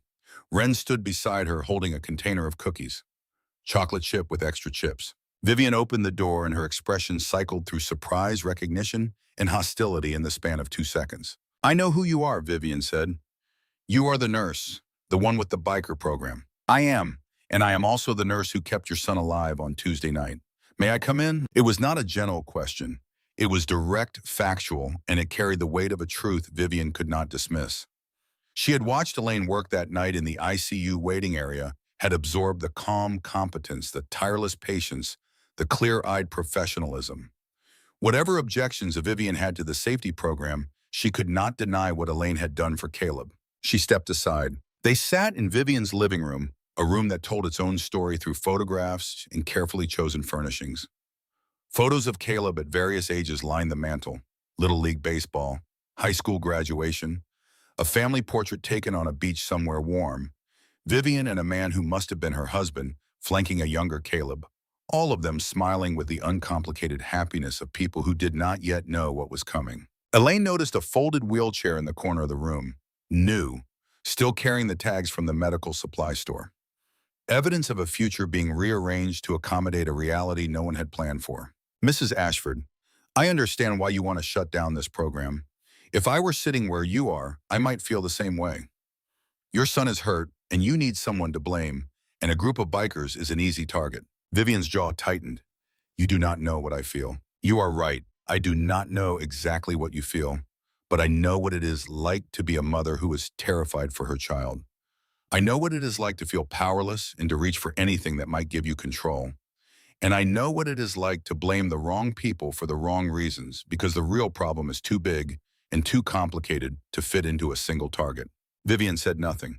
Her eyes were hard, but they were listening. Elaine took a breath and continued. 2 months ago, I stopped at a gas station in the middle of the Arizona desert. There were 8 bikers there. Big men, leather vests, tattoos, scars. And I was terrified. I tried to keep my daughter away from them because I assumed the worst. I looked at those men and saw every stereotype I had ever absorbed from television, in movies, in news reports, and I judged them without knowing a single thing about who they really were. She paused. Wren was sitting beside her, quiet and watchful, her cookie container on her lap. My daughter did not see what I saw. She saw people who looked tired, people who might want a cookie. So she walked up to them and offered what she had. And those men, those dangerous-looking bikers I had been so afraid of, they knelt down and spoke to her with more gentleness than some people have shown her in her entire life. Elaine leaned forward slightly. Their leader is a man named Garrison Mercer. He lost his 9-year-old daughter and his wife in a car accident 8 years ago. His daughter used to bake cookies and give them to strangers just like Wren does. After losing everything, Garrison turned his grief into a mission. He has raised tens of thousands of dollars for children's hospitals. He provides free motorcycle repairs to veterans with PTSD. He runs safety courses that have taught hundreds of young riders how to survive on the road. She opened a folder she had brought and placed it on the coffee table between them. Inside were the hospital's accident records printed and highlighted. She walked Vivian through the numbers she had memorized. The fatality rate, the percentage riding without helmets, the young men under 30 who never received a single hour of safety training before climbing onto machines capable of killing them. Your son is now one of those statistics, and I am the nurse who fought to keep him from becoming a fatality. Vivian's composure cracked. Just slightly, a tremor around her mouth, a brightness in her eyes that she was fighting to contain. Elaine pressed forward, her voice steady, but carrying an urgency she did not try to hide. The people you want to remove from this program are the only people in this region with the credibility and the expertise to reach riders like Caleb before they end up in my trauma bay. They are not the ones who put your son on that bike without training. They are the ones who have spent years trying to prevent exactly what happened to him. Every safety course they teach, every helmet they convince a young rider to wear, every defensive riding technique they demonstrate is one less mother sitting in an ICU waiting room at midnight, wondering if her son is going to wake up. Vivian's eyes had moved to the folder. She was reading the statistics despite herself, her lips moving slightly as she absorbed numbers she had never seen before. Your son is alive because I was trained to save him, Elaine said, but he should never have been on my table in the first place. Shutting down this program does not protect Caleb. He is already hurt. Shutting it down guarantees that the next Caleb, the next 19-year-old who buys a motorcycle and thinks he knows what he is doing, will end up in my emergency room the same way. And I might not be able to save that one. The room was silent. Wren, who had been watching this exchange with the grave attention children bring to adult conversations they sense are important, lifted the lid of her cookie container. Would you like a cookie, ma'am? She asked, her voice soft. My grandma taught me to make them. She said cookies do not fix everything, but they help people think better. Vivian looked at the child, At the messy ponytail and the blue eyes and the container of chocolate chip cookies held out with such earnest sincerity, and something broke open in her expression. The anger, the grief, the desperate need to blame someone dissolved into exhaustion and uncertainty, and the raw vulnerability of a woman who was simply tired of being afraid. She took a cookie. She did not eat it. She held it in both hands and stared at it while tears tracked silently down her face. Then she looked up at Elaine with eyes that had lost their hardness. "My son used to bake with me," Vivian said, her voice barely audible. "When he was small, before his father left. We would make cookies on Sunday afternoons, and the whole house would smell like vanilla and chocolate, and I thought those days would last forever." Elaine reached across the space between them and placed her hand over Vivian's. She did not speak. Some moments required nothing but presence. "I am not saying I support this program," Vivian said after a long silence. "I am saying I will not fight it anymore. I need to think. I need time." "That is all I am asking," Elaine said. "Time and an open mind. Come see who these people are before you decide what they represent." Vivian nodded. She looked down at the cookie in her hand as if she had forgotten it was there. Then she took a bite, chewed slowly, and closed her eyes. "Your daughter," she said. "She is something else." "She really is," Elaine agreed. They left Vivian Ashford's house 20 minutes later, stepping into the bright October morning with the aspens blazing gold against the sky so blue it looked painted. Wren took her mother's hand as they walked to the car, and Elaine could feel something in the child's grip, a steadiness, a quiet certainty that went beyond her 7 years. Mama, Wren said as Elaine buckled her into the back seat. "That lady was really sad." "Yes, she was. Her son got hurt on a motorcycle." "Yes, that is why she does not like Mr. Garrison's friends. She thinks they made her son want to ride." Elaine looked at her daughter. Sometimes Wren's ability to cut through the layers of adult complexity and arrive at the simple truth beneath was startling. "Yes, that is exactly why. But that is like being mad at the ocean because someone went swimming without learning how." Wren said, her brow furrowed with the effort of working through the analogy. "The ocean is not the problem. Not knowing how to swim is the problem." Elaine stared at her daughter for a long moment. Then she leaned into the back seat and kissed Wren's forehead. "You are absolutely right," she said. "That is exactly what it is like." She drove home through streets where it lined with golden aspens, her mind already working through the next steps. Vivian had agreed not to fight the program. That was not the same as supporting it, but it was enough. It was space. It was the absence of opposition, and in that space, Elaine could build something real. She called Garrison from the apartment balcony that evening, watching the sun drop behind the peaks while Wren experimented with snickerdoodle recipes at the kitchen counter, flour dusting the floor like fresh snow. "The safety day is back on," Elaine told him. "We have 6 weeks. Let us make it count." "What did you say to her?" Garrison asked. His voice carried genuine wonder. "The truth. I told her the truth about who you are, what you do, and why it matters." And Wren gave her a cookie. Garrison laughed. That full, genuine sound she remembered from the way station, warm and real, and carrying the deep resonance of a man who had learned to find joy despite having every reason to abandon it. "Of course she did," he said. "The cookie girl strikes again." Elaine smiled and watched the last light fade from the mountains. The air was cool with the scent of pine, and somewhere in the distance on the highway that wound through the forest towards Sedona, she could hear the faint rumble of motorcycles headed south. Riders going home after a day in the mountains, their headlights cutting through the gathering dark, their engines singing the road song that had once terrified her, and now sounded like the beginning of something she was only starting to understand. 6 weeks until the safety day. 6 weeks to prove that a partnership between a hospital and a motorcycle crew could change how an entire community thought about the men in leather who rode through their streets. 6 weeks to honor the memory of a little girl named Rosie who baked cookies for strangers and died before the world could learn what she already knew. That kindness was never wasted, that appearances were never the whole story, and that sometimes the people who looked the most dangerous were the ones who had the most to give. The second Saturday of October arrived with the kind of morning that made you understand why people fell in love with northern Arizona. The sky was immense and cloudless, a blue so deep it seemed to pull you upward, and the aspens on the San Francisco peaks blazed in every shade of gold and amber and burnt orange, a wildfire of color that covered the mountains like a second sunrise.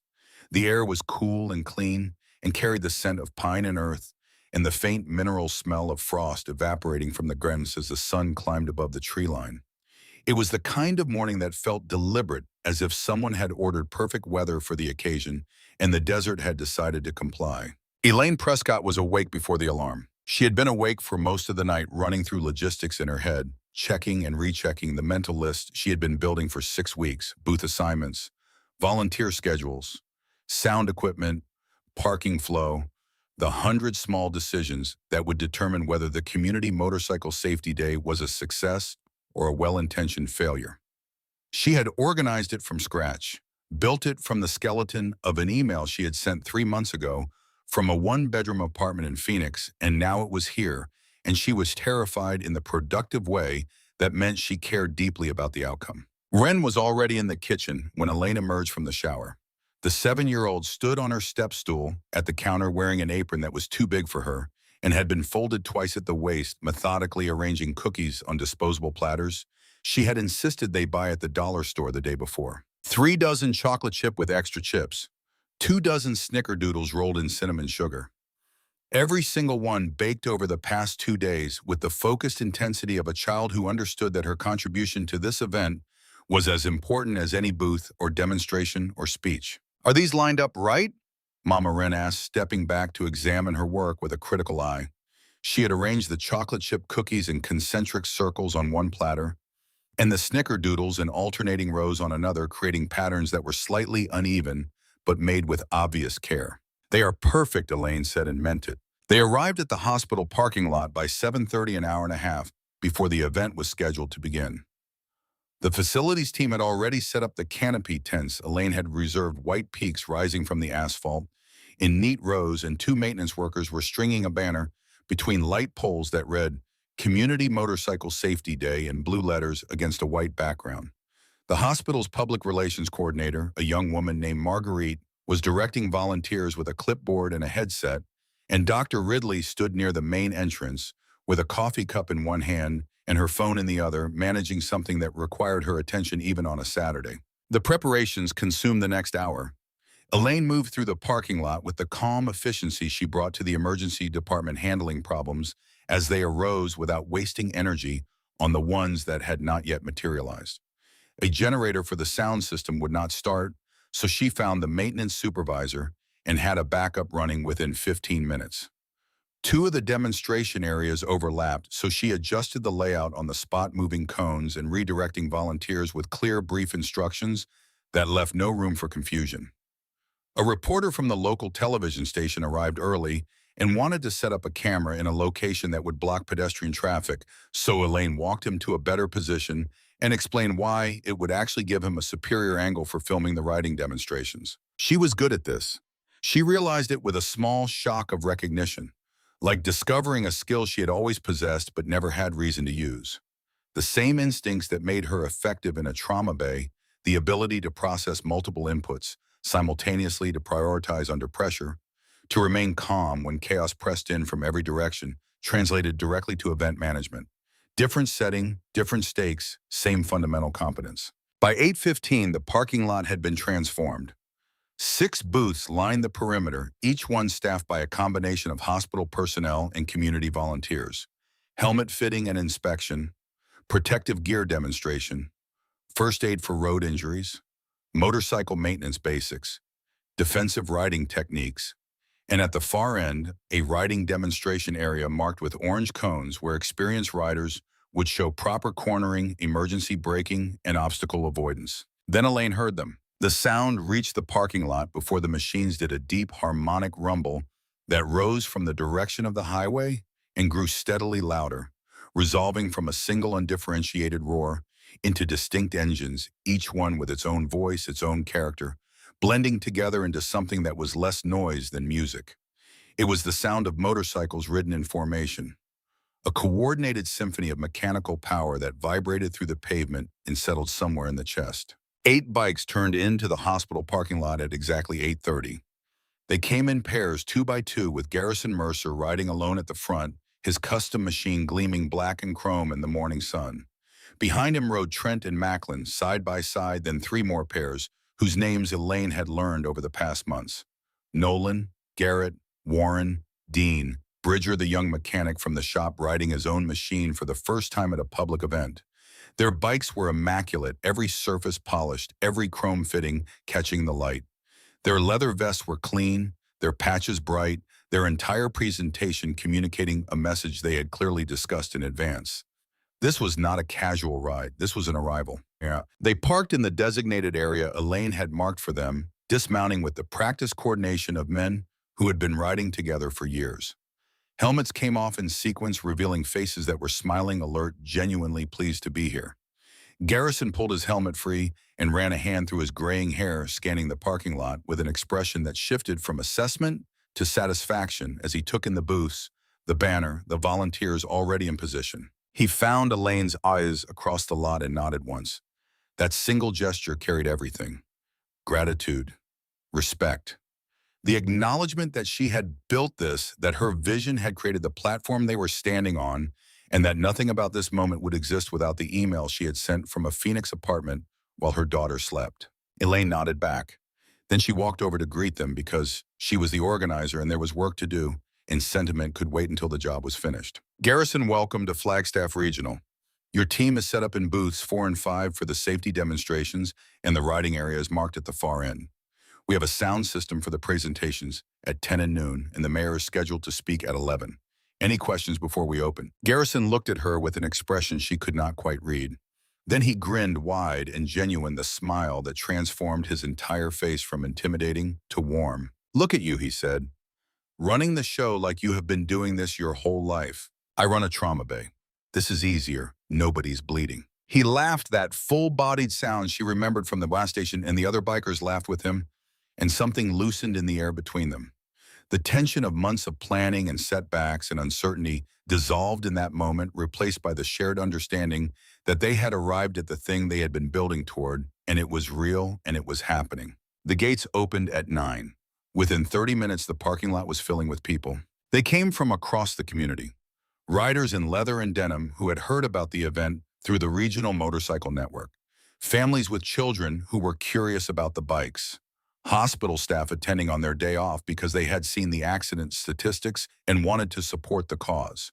College students from Northern Arizona University who were considering buying motorcycles and wanted to learn before they committed. Local business owners who had sponsored the event with donations of food and supplies. By 10 o'clock, the crowd had grown beyond anything Elaine had projected. The parking lot was full.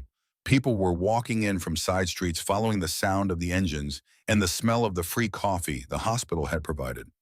The local news crew was filming, steadily capturing footage of bikers patiently demonstrating helmet fitting, to teenagers of Garrison explaining cornering technique, to a cluster of attentive young riders of Macklin sharing his military service story with a group of veterans who had wandered over from the VA clinic across the street. Wren moved through the crowd like a small ambassador.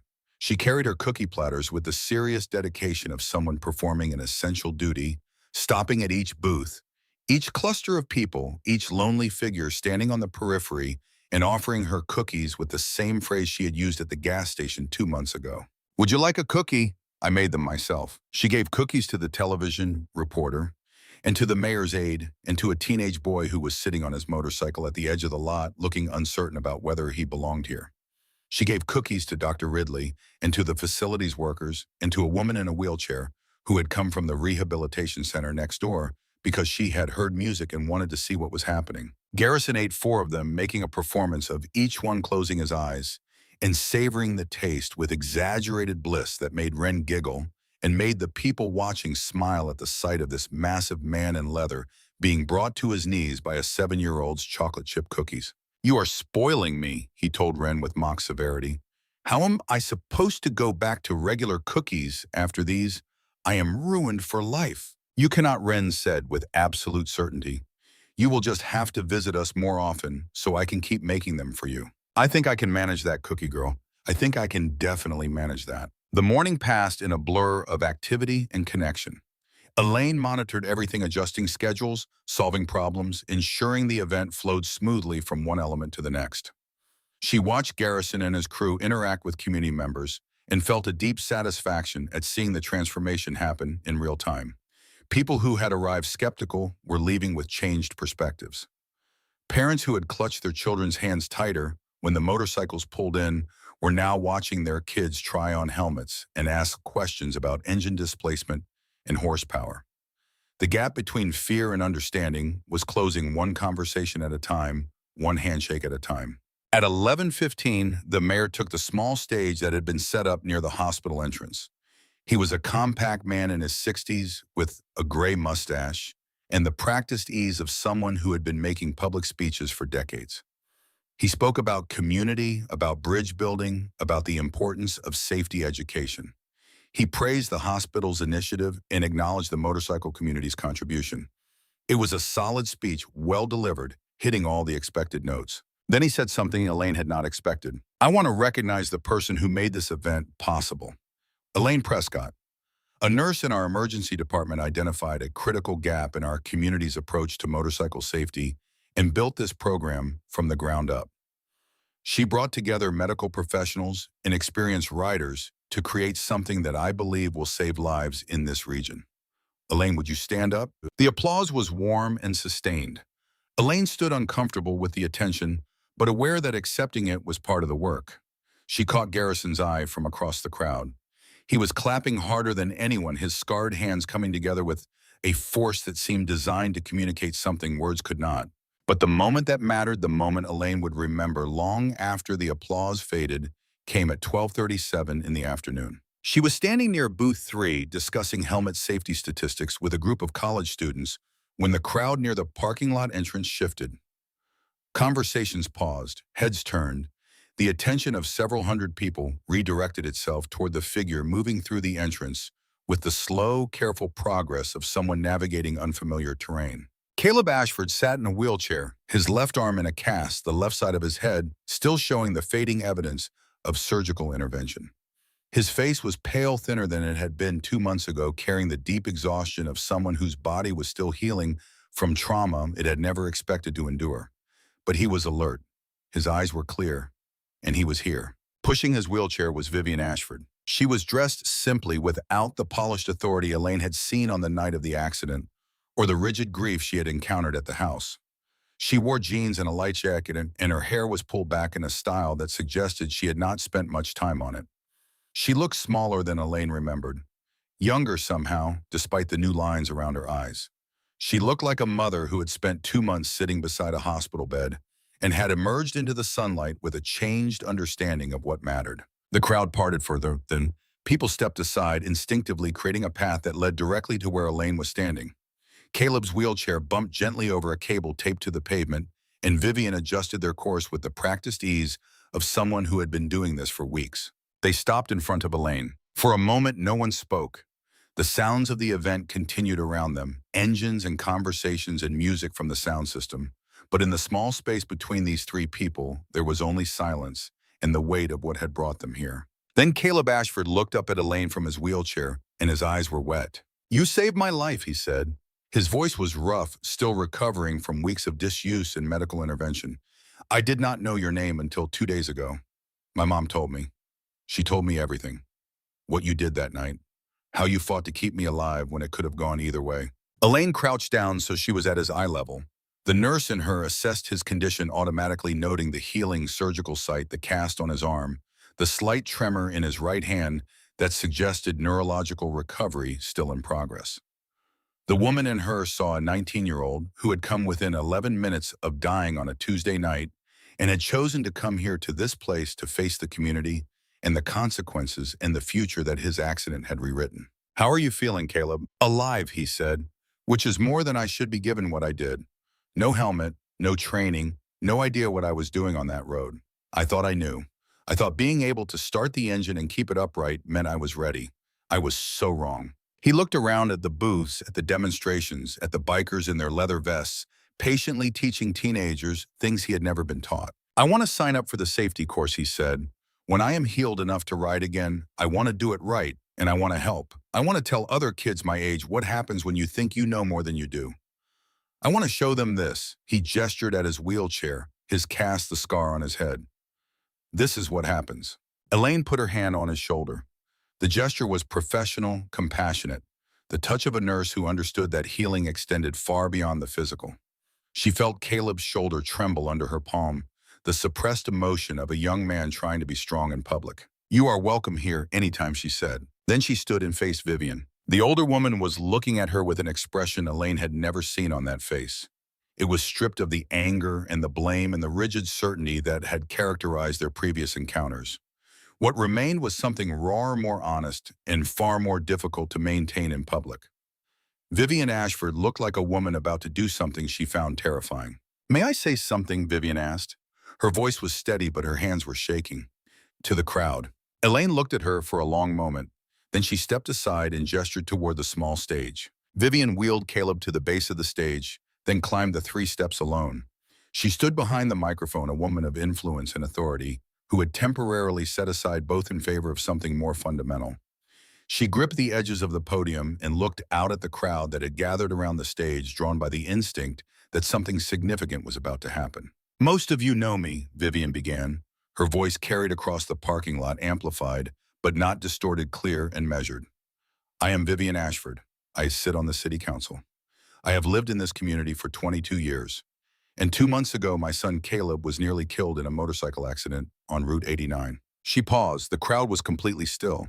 "When I learned that the hospital was partnering with a motorcycle group to create this safety program, I tried to shut it down. I went to the hospital board. I made phone calls. I used every connection I had because I was angry and I was frightened and I needed someone to blame. I looked at the men in leather vests and I saw the reason my son was lying in a hospital bed, and I decided they were the enemy." Her voice cracked on the last word. She paused again, gathering herself with visible effort. "I was wrong." The words hung in the October air. "A nurse named Elaine Prescott came to my house on a Saturday morning. She brought her 7-year-old daughter in a container of homemade cookies.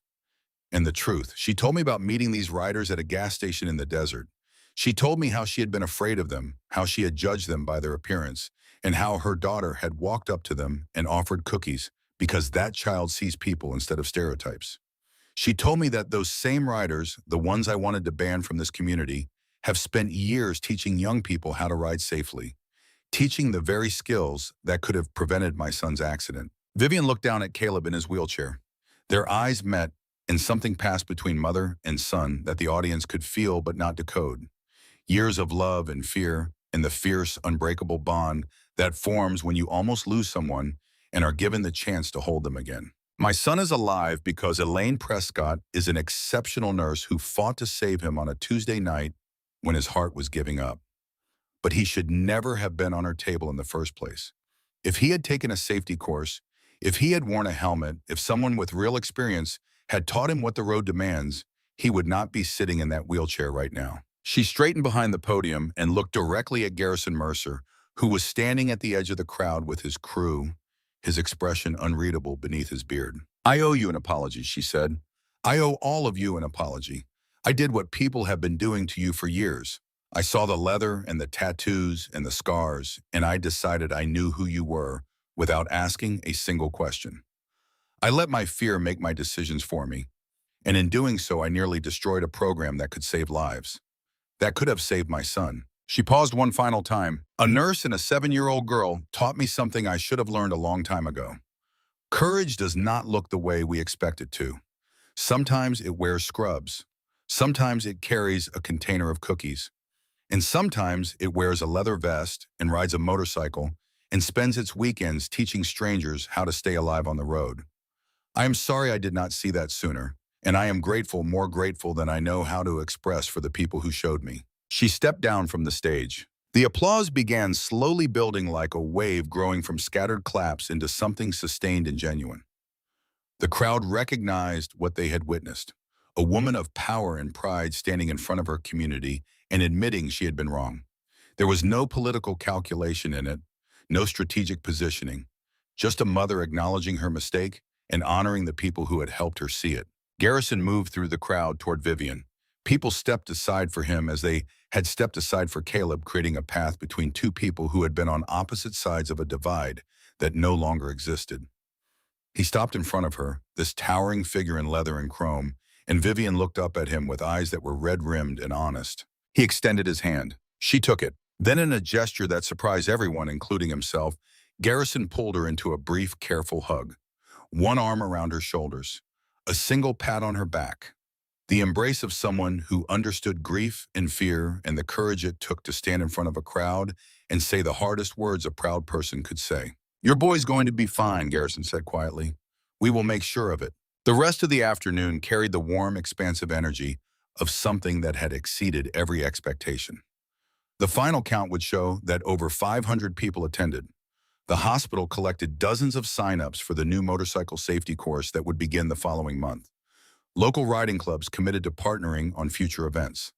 The mayor's office sent an email before the day was over proposing that the Community Motorcycle Safety Day become an annual tradition funded by the city. Dr. Ridley found Elaine near the dismantling of Booth 6 helping volunteers fold tables and pulled her aside with a hand on her elbow. "The board is fully behind the program," Dr. Ridley said. Vivian's speech sealed it. "We have institutional support community, buy-in, and political backing. You built this, Elaine, from nothing, from a single email. I want you to know that I have never seen anyone accomplish what you accomplished today." "I did not do it alone," Elaine said. "No one ever does. But someone has to start. Someone has to see the possibility and refuse to let it die. That was you. Take the credit. You have earned it." As the afternoon wound toward evening, the bikers began preparing to return to Sedona. The sun was dropping toward the western horizon, painting the San Francisco peaks in shades of copper and gold, and the air had taken on the autumn chill that meant night was coming fast. Wren insisted on saying goodbye to each of them individually. She had learned all their names over the past months and used each one with the deliberate care of someone who understood that names mattered, that being called by your name was a small act of recognition that said, "I see you. I know who you are. You are not a stranger to me." She hugged Trent first, the man with the scar across his cheek, and the daughter in nursing school. He knelt down and held her carefully, his rough hands gentle on her small back. "You keep being you, Cookie Girl," he said. "Do not let the world change that big heart of yours. We need more people like you." "I will not," Wren promised solemnly. Mr. Garrison said the same thing. "And Mama says being kind is the most important thing you can be. Your mama is a smart lady. Listen to her." She hugged Macklin, who lifted her briefly off the ground and made her laugh, and Nolan, who slipped her a challenge coin from his military service and told her it was for bravery in the field of cookie distribution. She hugged Garrett and Warren and Dean, each goodbye, distinct, each one carrying the unconditional warmth of a child who loved completely and without reservation. Then she reached Garrison. He crouched down to her level the way he had at the gas station, his knees protesting with the same audible creak. His blue eyes were bright in the fading light, crinkled at the corners, carrying emotions he was holding in check with visible effort. "I made extra snickerdoodles for you to take home," Wren said, handing him a container she had set aside specifically for this purpose. "You said they were your favorite, and I tried a new thing where I add a little bit of nutmeg because Mama said nutmeg makes cinnamon better, and I think she is right, but you have to tell me what you think." Garrison took the container with both hands. He looked at it for a moment, then looked at Wren, and something in his expression shifted. The held-in emotion crested but did not quite break. He swallowed hard. "These are going to be the highlight of my entire week," he said. "You know that, right? I am going to eat these on my back porch in Sedona, watching the sunset and thinking about how lucky I am to know the world's greatest cookie baker." Wren beamed. "You are my friend, Mr. Garrison. My really good friend." "Right back at you, Cookie Girl. Right back at you." She gave him a hug that he returned with the extraordinary gentleness of a man holding something infinitely precious. He closed his eyes for just a moment, and in that moment, his face held everything.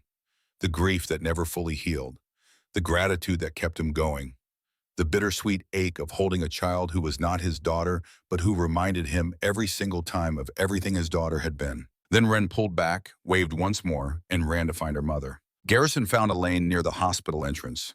The parking lot was nearly empty. Now the booths dismantled. The volunteers gone, the banner furled and stored.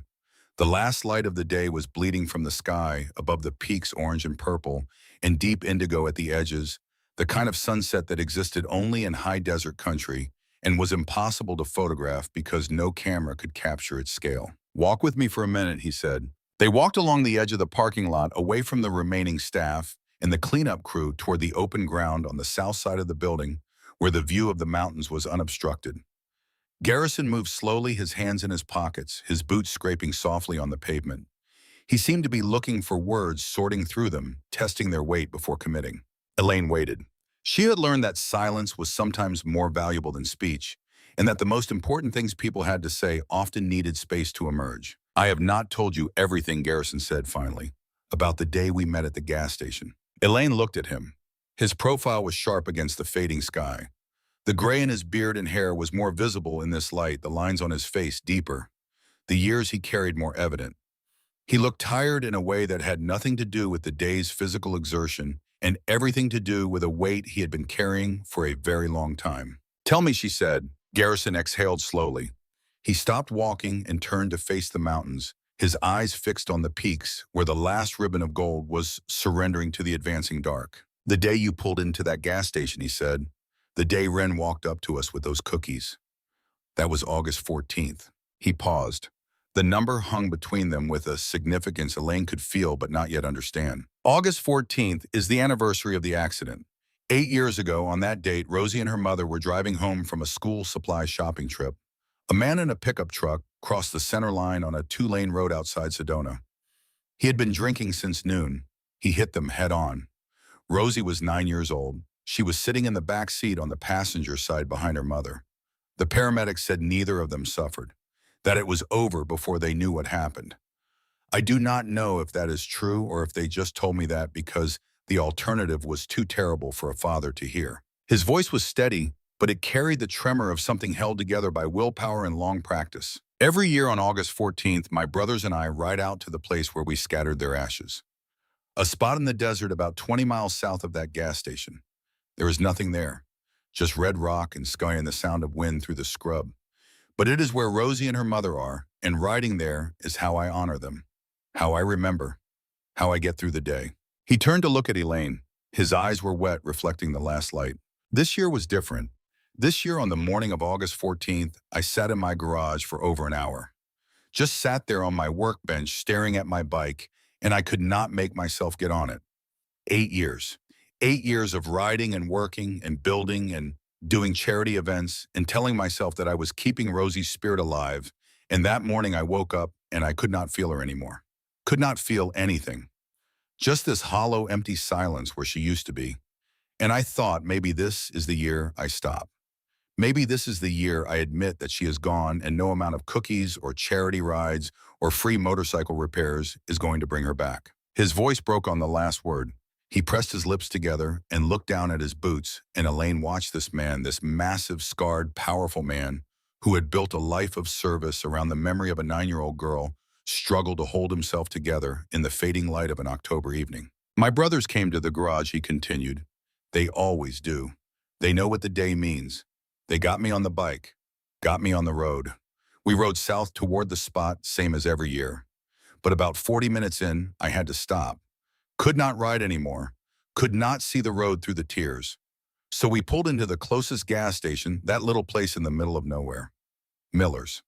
I sat on my bike and tried to figure out if I had anything left. He looked up. His eyes found Elaine's and held them.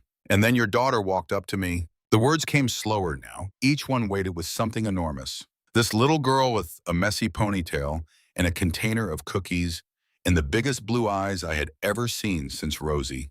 She walked right up to me like I was the safest person in the world, like every scar and tattoo, an inch of leather was invisible to her. And she said, "Would you like a cookie?" And I looked at her and I saw my daughter. His voice was barely audible. I saw Rosie standing there, offering cookies to a stranger because that is what Rosie did. That is who Rosie was. And for the first time in 8 years, on the worst day of my year, on the day I was ready to give up, I felt her again. I felt my daughter. Your little girl brought her back to me for just a moment, and that moment was enough. It was enough to get me back on the bike, enough to finish the ride, enough to keep going. Tears were streaming down Elaine's face. She did not wipe them away.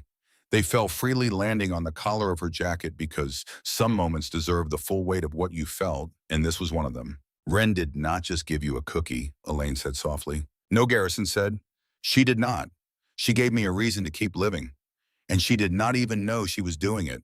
She was just being who she is, a child who sees people who might need something sweet and decides to share what she has. That is all it was to her, a cookie. But to me, it was everything. They stood in silence for a while, watching the last color drain from the sky. The first stars were appearing above the peaks, faint points of light emerging from the deepening blue. Somewhere on the highway below, the sound of his crew's motorcycles rumbled as they warmed their engines for the ride home to Sedona.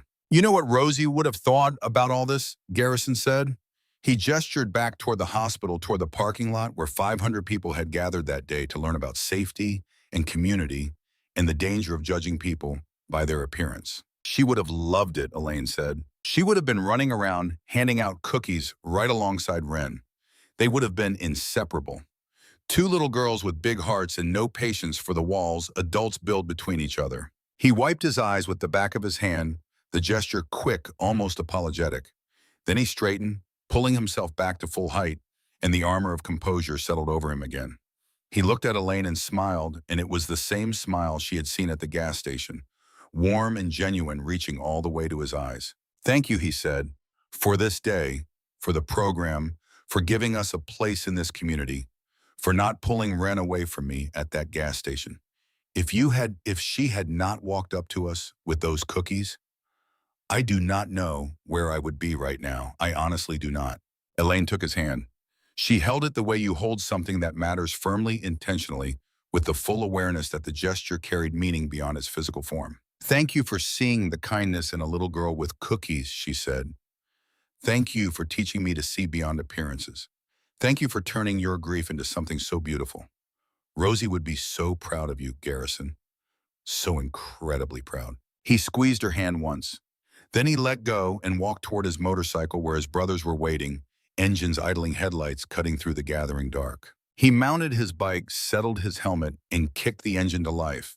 The roar joined the chorus of the other machines, 8 motorcycles rumbling in unison, filling the evening air with their deep, resonant song. See you next month for the planning meeting, Garrison called over the engine noise. Would not miss it, Elaine called back. The motorcycles pulled out of the parking lot in formation, 2 by 2, with Garrison alone at the front. Their taillights traced red lines across the darkening landscape as they headed south toward the highway toward Sedona, toward home. Elaine watched them until they rounded the curve at the bottom of the hill and disappeared behind the pines, the sound of their engines fading slowly until it merged with the ambient hum of the evening and was gone. Ren appeared at her side. The child slipped her hand into her mother's, and Elaine looked down to find her daughter watching the empty road with an expression that was both happy and wistful. The expression of someone saying goodbye to friends they knew they would see again, but missed already. I really like Mr. Garrison, Ren said simply. He is my friend, my really good friend. Mine too, Elaine agreed, wrapping her arm around her daughter's shoulders. Mine too. That evening, Elaine sat on her apartment balcony with a blanket around her shoulders, watching the stars emerge above Flagstaff. The air was cold now, carrying the bite of approaching winter, and the scent of pine was sharp and clean and laced with wood smoke from someone's fireplace in the neighborhood below. The San Francisco peaks were dark silhouettes against the sky, massive and ancient and indifferent to the small human dramas that played out in their shadow. Inside the apartment, Ren was in her pajamas at the kitchen counter, her step stool pulled up to the workspace, flour and sugar and cinnamon arranged in careful rows. She was planning her next batch. She was always planning the next batch. New recipes, new combinations, new ways to put sweetness into the world and see what came back. Elaine's phone buzzed, and a text from Garrison. Thank you for today. Rosie would have loved it, would have loved you and Ren and everything about what we are building here. Sometimes I can almost feel her smiling down on us. Elaine read the message twice. She could feel the weight behind every word, the grief and the gratitude braided together so tightly they had become the same thing. She typed her reply. Thank you for seeing the kindness in a little girl with cookies. Thank you for teaching me to see beyond appearances. Thank you for turning your grief into something so beautiful. She would be so proud of you. The response came quickly. That is what friends do. They help each other be better. See you next month for the planning meeting. Elaine set her phone on the arm of the chair and closed her eyes. The night air was cold against her face, but the blanket was warm, and inside the apartment, Ren was humming that tuneless melody she always hummed when her hands were busy and her heart was full. From the highway, barely audible through the pines, came the faint rumble of motorcycles. Other riders heading somewhere important, or nowhere in particular, just riding because that was what brought them peace. The sound drifted through the trees and settled over the apartment like a lullaby, familiar and comforting. in a way that would have been impossible to explain to the woman she had been 3 months ago. 3 months. That was all it had been. 3 months since a gas station in the middle of the Arizona desert, since a 7-year-old girl walked up to 8 men the world had taught her mother to fear and offered them chocolate chip cookies with extra chips because her grandmother had told her that life was too short for boring cookies and kindness was never wasted. 3 months since Elaine Prescott learned that she had been wrong about almost everything she thought she knew about judging people. Since she discovered that the most intimidating exteriors could hide the kindest hearts. Since she found that a $100 bill from a stranger could become a friendship that changed 2 lives.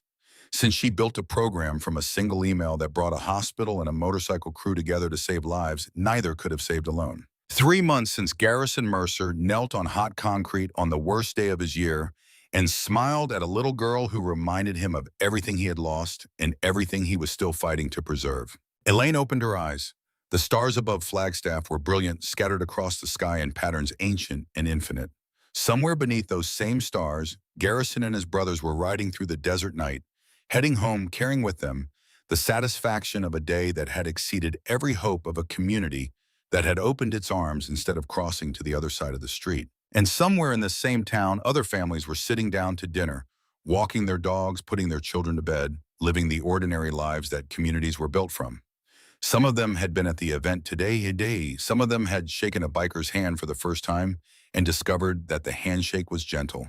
Some of them had watched Vivian Ashford stand at a podium and say I was wrong, and had felt something shift inside themselves, some quiet recognition that they had been wrong too in their own ways about their own assumptions. The world changed one person at a time, one small gesture at a time, one container of homemade cookies at a time. Inside the apartment, Wren had finished her inventory and was washing her hands at the kitchen sink, humming louder now, already tasting the cookies she would bake tomorrow. She would bring them to school for Mrs. Calloway's class. She would save some for the neighbors downstairs. She would set aside a special container for Mr. Garrison because he was her friend, her really good friend, and friends deserve cookies. Elaine listened to her daughter hum and felt the evening settle around her like something earned. Not given, not accidental, but built deliberately and with effort from the raw materials of fear and courage and the stubborn, beautiful belief that people were more than what they appeared to be. She pulled the blanket tighter around her shoulders and breathed the cold, clean air of the high desert. And she was grateful. Grateful for the job that gave her purpose, for the apartment that gave them shelter, for the mountains that stood watch over this town like ancient guardians, for the man in Sedona who had turned unbearable loss into extraordinary service, for the daughter inside who hummed while she planned her next act of sweetness. And grateful most of all for a gas station in the middle of nowhere where the world proved that it was larger and kinder and more surprising than she had ever allowed herself to believe.